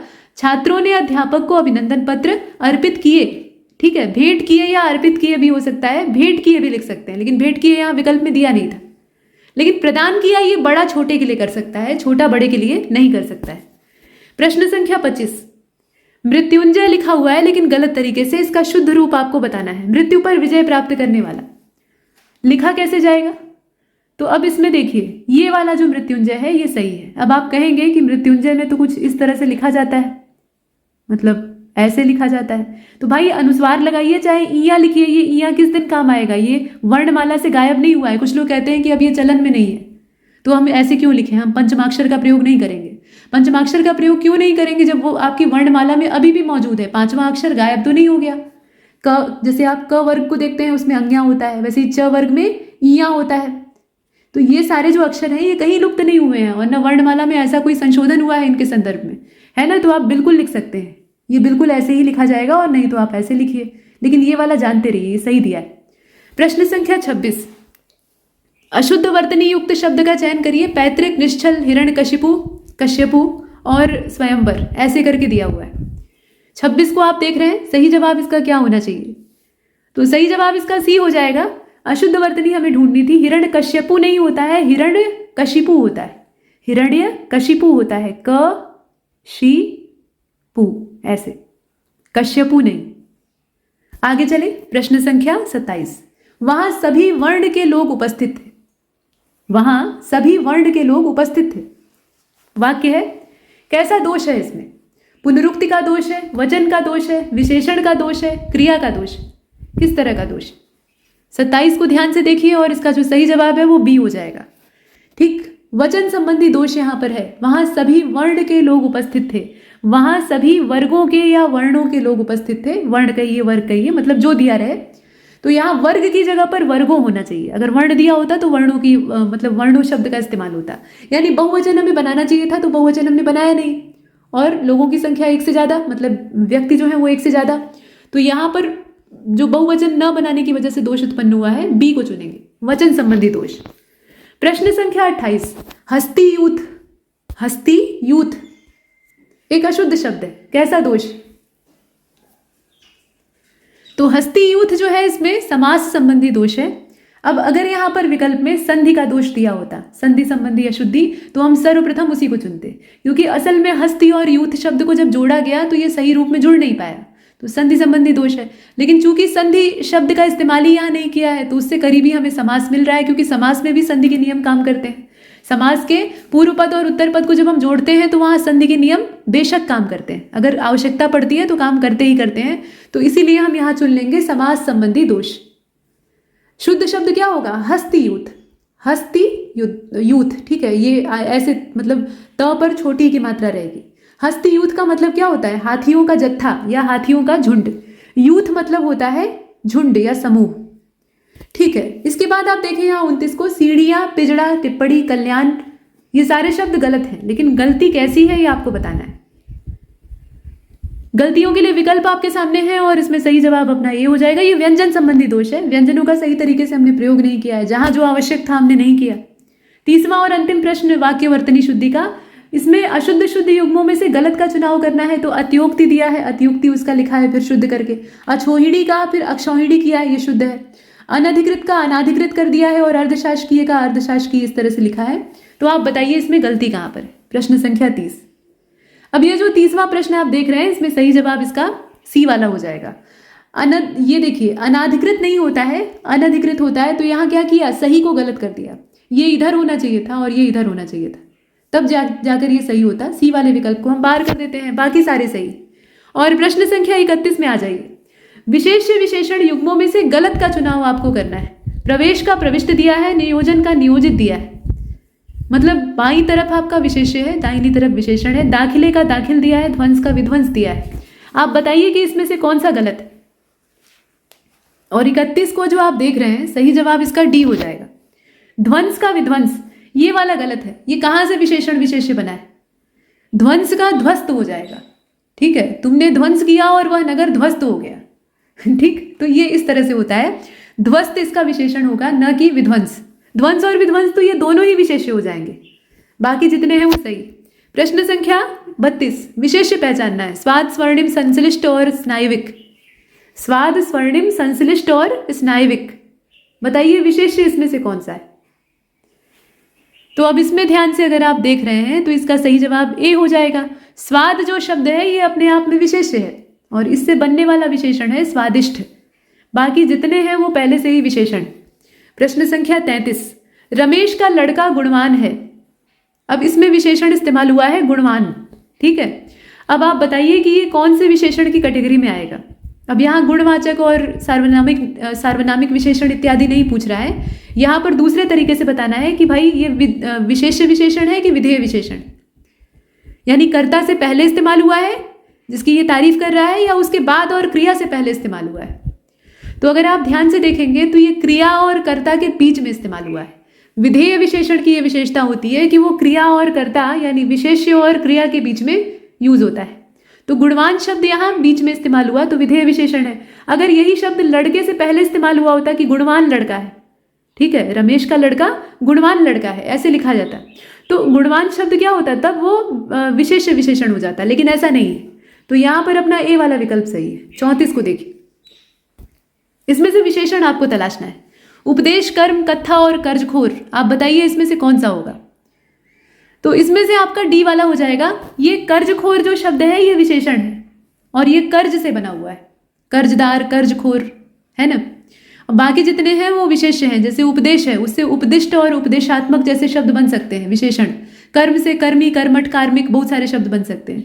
कथ्य से कथई बन सकता है। प्रश्न संख्या 35, कौन सा शब्द विशेषण नहीं है बताइए। गर्म, ग्रस्त, ग्रहण और गांगेय। इसमें अगर आप देख रहे हैं और देख ही रहे हैं, बल्कि यहां जो आप देखें सी वाला विकल्प ग्रहण, ग्रहण शब्द अपने आप में विशेष्य है, ये विशेषण नहीं है। इससे बनने वाले विशेषण हो सकते हैं जैसे गृहीत है, ग्राह्य है, इस तरह से शब्द बनते हैं ग्रहण से, तो वो विशेषण होंगे, ये खुद विशेषण नहीं है। बाकी जितने हैं वो सब विशेषण है। जैसे गर्म, ये गर्मी से बना हुआ शब्द है। ग्रस्त जो है ये किससे बना है? ग्रास से बना है। ग्रास से बना हुआ है ग्रस्त। और गांगेय गंगा से बना है। गांगेय किसको कहा जाता है? पितामह भीष्म को। 36 को देखिए, जिन भाववाचक संज्ञाओं के अंत में हट होता है, प्रत्यय जो है वो हट इस्तेमाल होता है, उनका लिंग क्या होता है? पुल्लिंग होता है, स्त्रीलिंग होता है, नपुंसक होते हैं या उभयलिंगी होते हैं, मतलब दोनों में यूज होता है। तो हट का प्रयोग कहाँ पर होगा? ये स्त्रीलिंग में इस्तेमाल होता है आमतौर पर देखा जाए। ठीक है, तो यहाँ पर आप देखेंगे इसमें से विकल्प कौन सा चुनिएगा? इसका आपका हो जाएगा बी वाला। प्रश्न संख्या 37, दिव्या अति सुंदर लड़की है। दिव्या अति सुंदर लड़की है। आप बताइए कि अति जो शब्द है ये किस तरह का विशेषण है? अब पूरे वाक्य को ध्यान से देखिए, इसमें कौन कौन से विशेषण इस्तेमाल हुए हैं। दिव्या अति सुंदर लड़की है, इसमें 2 विशेषण इस्तेमाल हुए हैं। एक तो है अति या बहुत, उसी को कहा जाए, और दूसरा है सुंदर। दोनों गुणवाचक विशेषण है, लेकिन एक विशेषण दूसरे के प्रभाव में वृद्धि करके पूरे वाक्य को और बेहतर बनाने का काम कर रहा है। तो इसमें अति आपका प्रविशेषण, सुंदर मूल विशेषण है, लड़की जो है वो विशेष्य है। ठीक है, तो अति जो है ये प्रविशेषण की श्रेणी में आएगा। हम डी वाले विकल्प को चुनेंगे। प्रश्न संख्या 38, दोनों। दोनों, ठीक है। अब ये जो शब्द है ये किस प्रकार का संख्यावाचक विशेषण है? आपको ये बता दिया है कि ये संख्यावाचक है, लेकिन कौन से तरीके का है ये नहीं बताया, वही बताना है आपको। तो समुदाय बोधक है, क्रम बोधक है, आवृत्ति बोधक है, प्रत्येक बोधक है, किस प्रकार का है? 38 को ध्यान से देखिएगा और सही जवाब इसका ए हो जाएगा। ये समुदाय बोधक है। ठीक है, इससे समुदाय का बोध होता है। प्रश्न संख्या 39, विशेष विशेषण युग्मों में से गलत का चुनाव करना है। घास से बना घसियारा, चिंत से चिंतनीय, त्याग से त्याज्य, दंपति से दाम्पत्य। अब आप देखें और बताएं।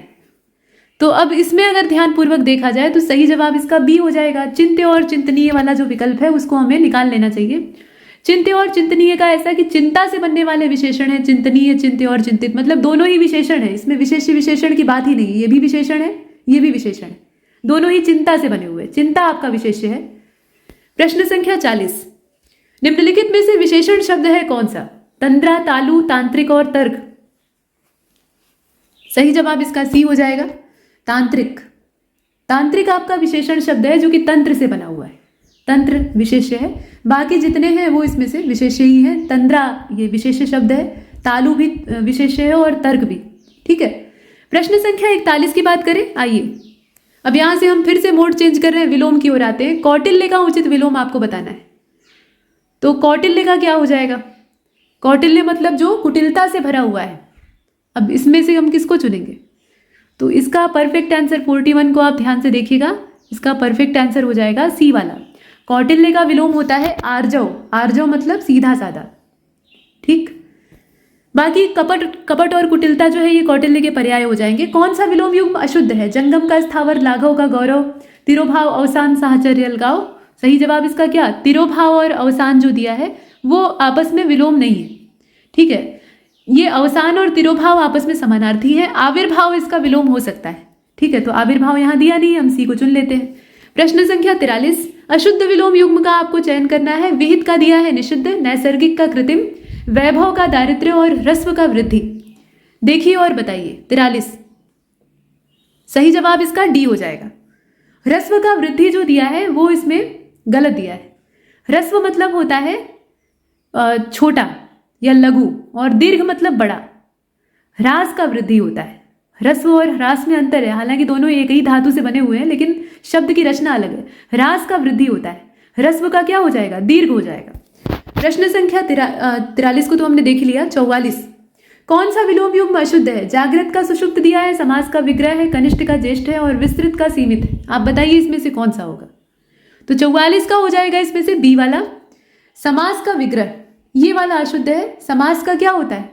व्यास होता है। समास का विग्रह करते हैं, संधि जो होती है उसका विच्छेद करते हैं, वो सब ठीक बात है, लेकिन समास का शाब्दिक अर्थ क्या होता है? फैलाना। माफ कीजिएगा, समास का शाब्दिक अर्थ क्या होता है? समेटना, यानी संक्षिप्त करना, किसी चीज को छोटा करना। और इसका उल्टा हो जाएगा व्यास। व्यास मतलब होता है फैलाना, समास का उल्टा व्यास। तो यहां विग्रह देकर गलत कर दिया था। प्रश्न संख्या 45, चेतन का विलोम नहीं है। अचेतन, जड़, बेवकूफ, इनमें से कोई नहीं।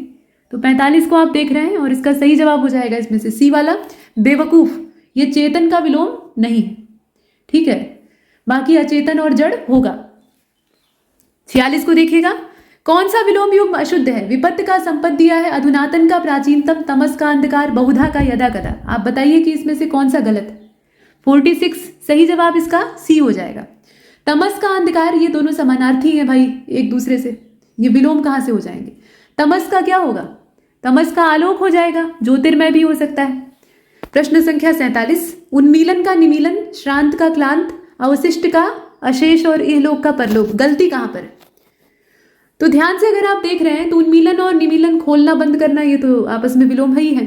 अवशिष्ट का अशेष, ये भी ठीक है। अवशिष्ट मतलब जो बचा कुचा है, अशेष मतलब जो पूर्ण है, उसमें कुछ भी ऐसे शेष ढूंढने वाली बात नहीं।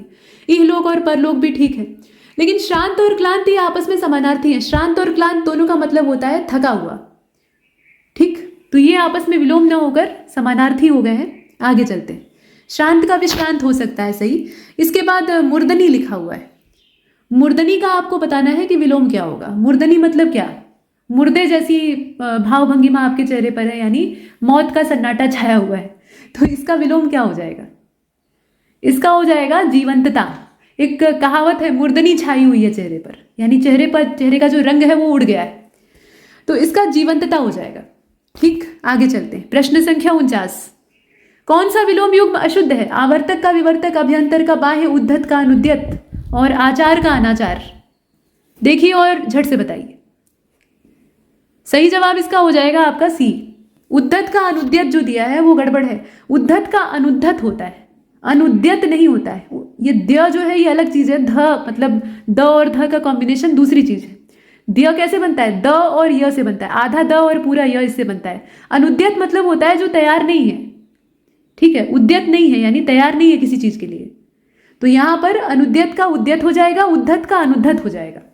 आगे चलते हैं। प्रश्न संख्या 50, कौन सा विलोम युग्म अशुद्ध है? ओछे का गंभीर, ऐषणा का अनैषणा, ज्वलन का शमन, त्यक्त का परित्यक्त। गलती यहां पर डी वाले में। त्यक्त का क्या होगा? गृहीत हो जाएगा। त्यक्त मतलब त्यागा हुआ और गृहीत मतलब ग्रहण किया हुआ। परित्यक्त और त्यक्त जो है समानार्थी हैं आपस में। 51 को देखिए, असत्य विकल्प का चयन करिए वाक्यांश हेतु एक शब्द में। जो स्त्री सूर्य भी नहीं देख पाती, असूर्यम पश्या भी पीछे देखा था। जिसकी गहराई या था न पता लगे वो अगाध है। जो इंद्रियों द्वारा जाना नहीं जा सकता वो अगोचर है। जो हमेशा से चला आ रहा है वो अनाक्रांत है। गलती कहां पर है? तो गलती है आपके डी वाले में। जो हमेशा से चला आ रहा है वो क्या होगा? अनाक्रांत तो होगा नहीं। अनाक्रांत का मतलब जिसके ऊपर कोई हमला या आक्रमण नहीं हुआ है, तो उसको कहेंगे अनाक्रांत। लेकिन यहां पर दिया हुआ है, आप देखेंगे जो सदा से चलता आ रहा है। तो जो सदा से चलता आ रहा है वो अनवरत होता है। उसको सनातन भी कहा जा सकता है। सनातन और अनवरत दोनों कह सकते हैं। फिलहाल डी को चुना। प्रश्न संख्या 52, अग्रगण्य। अग्रगण्य ये जो शब्द है इसमें आपको बताना है कि मतलब क्या है इसका, यानी वाक्य बताना है। शब्द देकर आपसे वाक्य पूछ रहा है। जिसकी गिनती पहले हो जाए, जो पहले दे दिया जाए, जो सबसे आगे रहता है, जो अन्य भाषा में परिणत नहीं। जिसकी गिनती अगली धारी में हो यानी सबसे अगली पंक्ति में हो, उसको कहा जाता है अग्रगण्य। तो यहाँ जो सबके आगे रहता हो या जिसकी गिनती पहले हो, बताइए कौन सा होगा? देखिए बात अग्रगण्य की भी वही होती है, मतलब अग्रणी इसको कहा जाता है जो कि सबसे आगे रहता हो। अग्रगण्य आगे गिनने योग्य, तो जिसको आगे गिना जाएगा वो आगे रहेगा ही। लेकिन हमें यहाँ पर एग्जैक्ट जो शाब्दिक अर्थ है उस पर जाना है। तो अगर हम शाब्दिक अर्थ पर जाएंगे तो इसका जो 52वां है, सही जवाब इसका क्या होना चाहिए? तब उस परिस्थिति में ये ए वाला चुनेंगे जिसकी गिनती पहले हो। हालांकि जो सबसे आगे रहता है वो अग्रणी जो शब्द इस्तेमाल होता है वो भी इसी के समानार्थी, लेकिन यहाँ शाब्दिक अर्थ के दृष्टिकोण से ए वाला। बाकी आप देखेंगे अन्य भाषा में परिणति यानी जो भाषा बदलने की प्रक्रिया है तो अनुवाद कही जाती है, उसको रूपांतरण भी कहा जा सकता है। उसके अलावा जो सबसे आगे रहता है तो अग्रणी होगा। जो पहले दे दिया गया है वो एडवांस यानी अग्रिम है, ठीक ऐसे होता है। धरती और आकाश के बीच का स्थान बताइए क्या होगा? अच्छा, प्रत्युत्पन्नमति। प्रत्युत्पन्नमति, इसका उच्चारण भी ठीक से करिएगा, प्रत्युत्पन्नमति। अब बताइए कि इसका सही मूल्यांकन क्या होगा? मूल्यांकन का मतलब यह है कि इसका अर्थ बताना है, अर्थात वाक्य इसके लिए चुनना है। तो अब दिया हुआ है कि जो अपने कर्तव्य का निश्चय ही ना कर सके, जिसे तत्काल उचित उपाय सूझ जाए, मिलकर बोलने के लिए शब्द, गोद में सोने वाली स्त्री। विकल्प सरल है, बी वाले को चुन लीजिए। तत्काल उपाय या उत्तर सूझ जाए तो उसको कहा जाता है प्रत्युत्पन्नमति, यानी उसका दिमाग बहुत तेज काम करता है और तात्कालिक तौर पर निर्णय लेने में सक्षम। प्रश्न संख्या अगला, अच्छा इसमें बाकी जो है उनका भी पता होना चाहिए। तो ठीक है, इसमें देखिए जो कर्तव्य का निश्चय नहीं कर पा रहा है तो उसको किंग कर्तव्य विमूढ़ कहेंगे। और प्रत्युत्पन्न मति को आपने देखा ही। उसी प्रकार से मिलकर बोले जाने के लिए जब शब्द इस्तेमाल करेंगे तो वो संभाष हो जाएगा, मतलब सभी लोग जो हैं वो एक साथ भाषा का इस्तेमाल कर रहे हैं। और गोद में सोने वाली स्त्री जो है वो अंकशायिनी हो जाएगी, प्रेयसी को कहा जाता है। प्रश्न संख्या 54, अहंकार पूर्वक अपने आप को सबसे आगे, भी पीछे आपने स्मॉक टेस्ट में देखा था, मतलब पिछले वाले में, इसमें से कौन सा हो जाएगा? मतलब घमंड में आप चूर होकर सबको पीछे समझना और अपने आप को सबसे ऊपर समझना, इसके लिए शब्द इस्तेमाल होता है अहम मन्यता। ठीक है, बाकी अपरिग्रह का मतलब क्या होता है? अपरिग्रह जो शब्द है इसका मतलब क्या होता है? जो आवश्यकता से ज्यादा धन का संग्रह न करता हो, मतलब जितनी जरूरत है उतना ही रखे, बाकी खजाना ना भरे। और जिसमें कांटे या विघ्न बाधा नहीं है तो उसको अकंटक कहेंगे। जो एक के बिना किसी दूसरे से संबंध न रखता हो, यानी एक ही में निष्ठा उसकी हो, वो अनन्य है। आगे चले 55 को देखें, सदावर्त। यहां देख रहे हैं आप सदावर्त, ये जो शब्द है इसका सही अर्थ आपको बताना है। तो यहाँ कुछ दिया हुआ है, जैसे कि परंपरा से चली आ रही बात, जिस पुरुष की पत्नी साथ नहीं दे रही है, नित्य दीन दुखियों को भोजन देने की व्यवस्था, तो यही होगी इसमें से। सदावर्त जो शब्द है या सदाव्रत, ये दीन दुखियों को जो लंगर छकाया जाता है, खिलाया जाता है, वही परंपरा है, मतलब निःशुल्क भोजन की व्यवस्था। प्रश्न संख्या यहाँ सी को चुन लीजिए। परंपरा से चली आ रही जो बात है उसके लिए हम क्या करेंगे? यहाँ अनुश्रुति शब्द का इस्तेमाल होता है। परंपरा में जो बात चली आ रही है वो अनुश्रुति है। और जिस पुरुष की पत्नी उसके साथ नहीं है वो विपत्नीक है, मतलब मरी नहीं है, जिंदा ही है लेकिन साथ छोड़ दी है। और हवन में जलाने वाली जो लकड़ी होती है उसको समिधा कहा जाता है। आगे चले, प्रश्न संख्या 56 को देखिएगा। कहा गया कि असत्य विकल्प कौन सा है? तो कहा गया कि सबसे पहले गिना जाने वाला अग्रगण्य होता है, जिसकी उत्पत्ति स्वभावगत न हो, वो प्राकृतिक। जो हर समय अपना मतलब साधता है वो स्वार्थी है। धूतों अर्थात, ये धूत नहीं भूत होगा यहाँ पर, भूतों अर्थात जीवों द्वारा होने वाला दुख जो है उसको आदि भौतिक कहते हैं। सभी सत्य है, लेकिन इसका जो बी वाला विकल्प है वो गलत है। अप्राकृतिक होगा यहाँ पर, या कृत्रिम कहा जा सकता है। ठीक, आर्टिफिशियल, जो कि प्राकृतिक रूप से उत्पन्न ना हुआ हो, बाकी सारे सही। 57, समन्वयक का मतलब क्या होता है? समन्वयक ये शब्द है, इसका मतलब क्या है आपको बताना है। तो अगर आप ध्यान से देख रहे हैं तो इसमें से सही जवाब क्या हो जाएगा? समन्वयक का तात्पर्य होगा एक ही उम्र के। ये यहाँ पे समन्वयक की जगह पे समवयस्क शब्द का इस्तेमाल होना चाहिए था। समन्वयक का मतलब होता है जो समन्वय यानी तालमेल बिठाने वाला व्यक्ति, यानी तालमेल बिठाने के लिए या समायोजन करने के लिए जिस व्यक्ति को काम में लगाया गया है तो उसको कहा जाता है समन्वयक। ठीक है, तो ये अलग शब्द है। यहाँ पर समवयस्क होना चाहिए था, मतलब एक ही उम्र के, एक ही वय के, वय मतलब उम्र। लौट कर आया हुआ है तो वो प्रत्यागत है। जो दोहराया नहीं गया है वो अनावर्त है, और जो दोहराया गया है वो आवर्त है।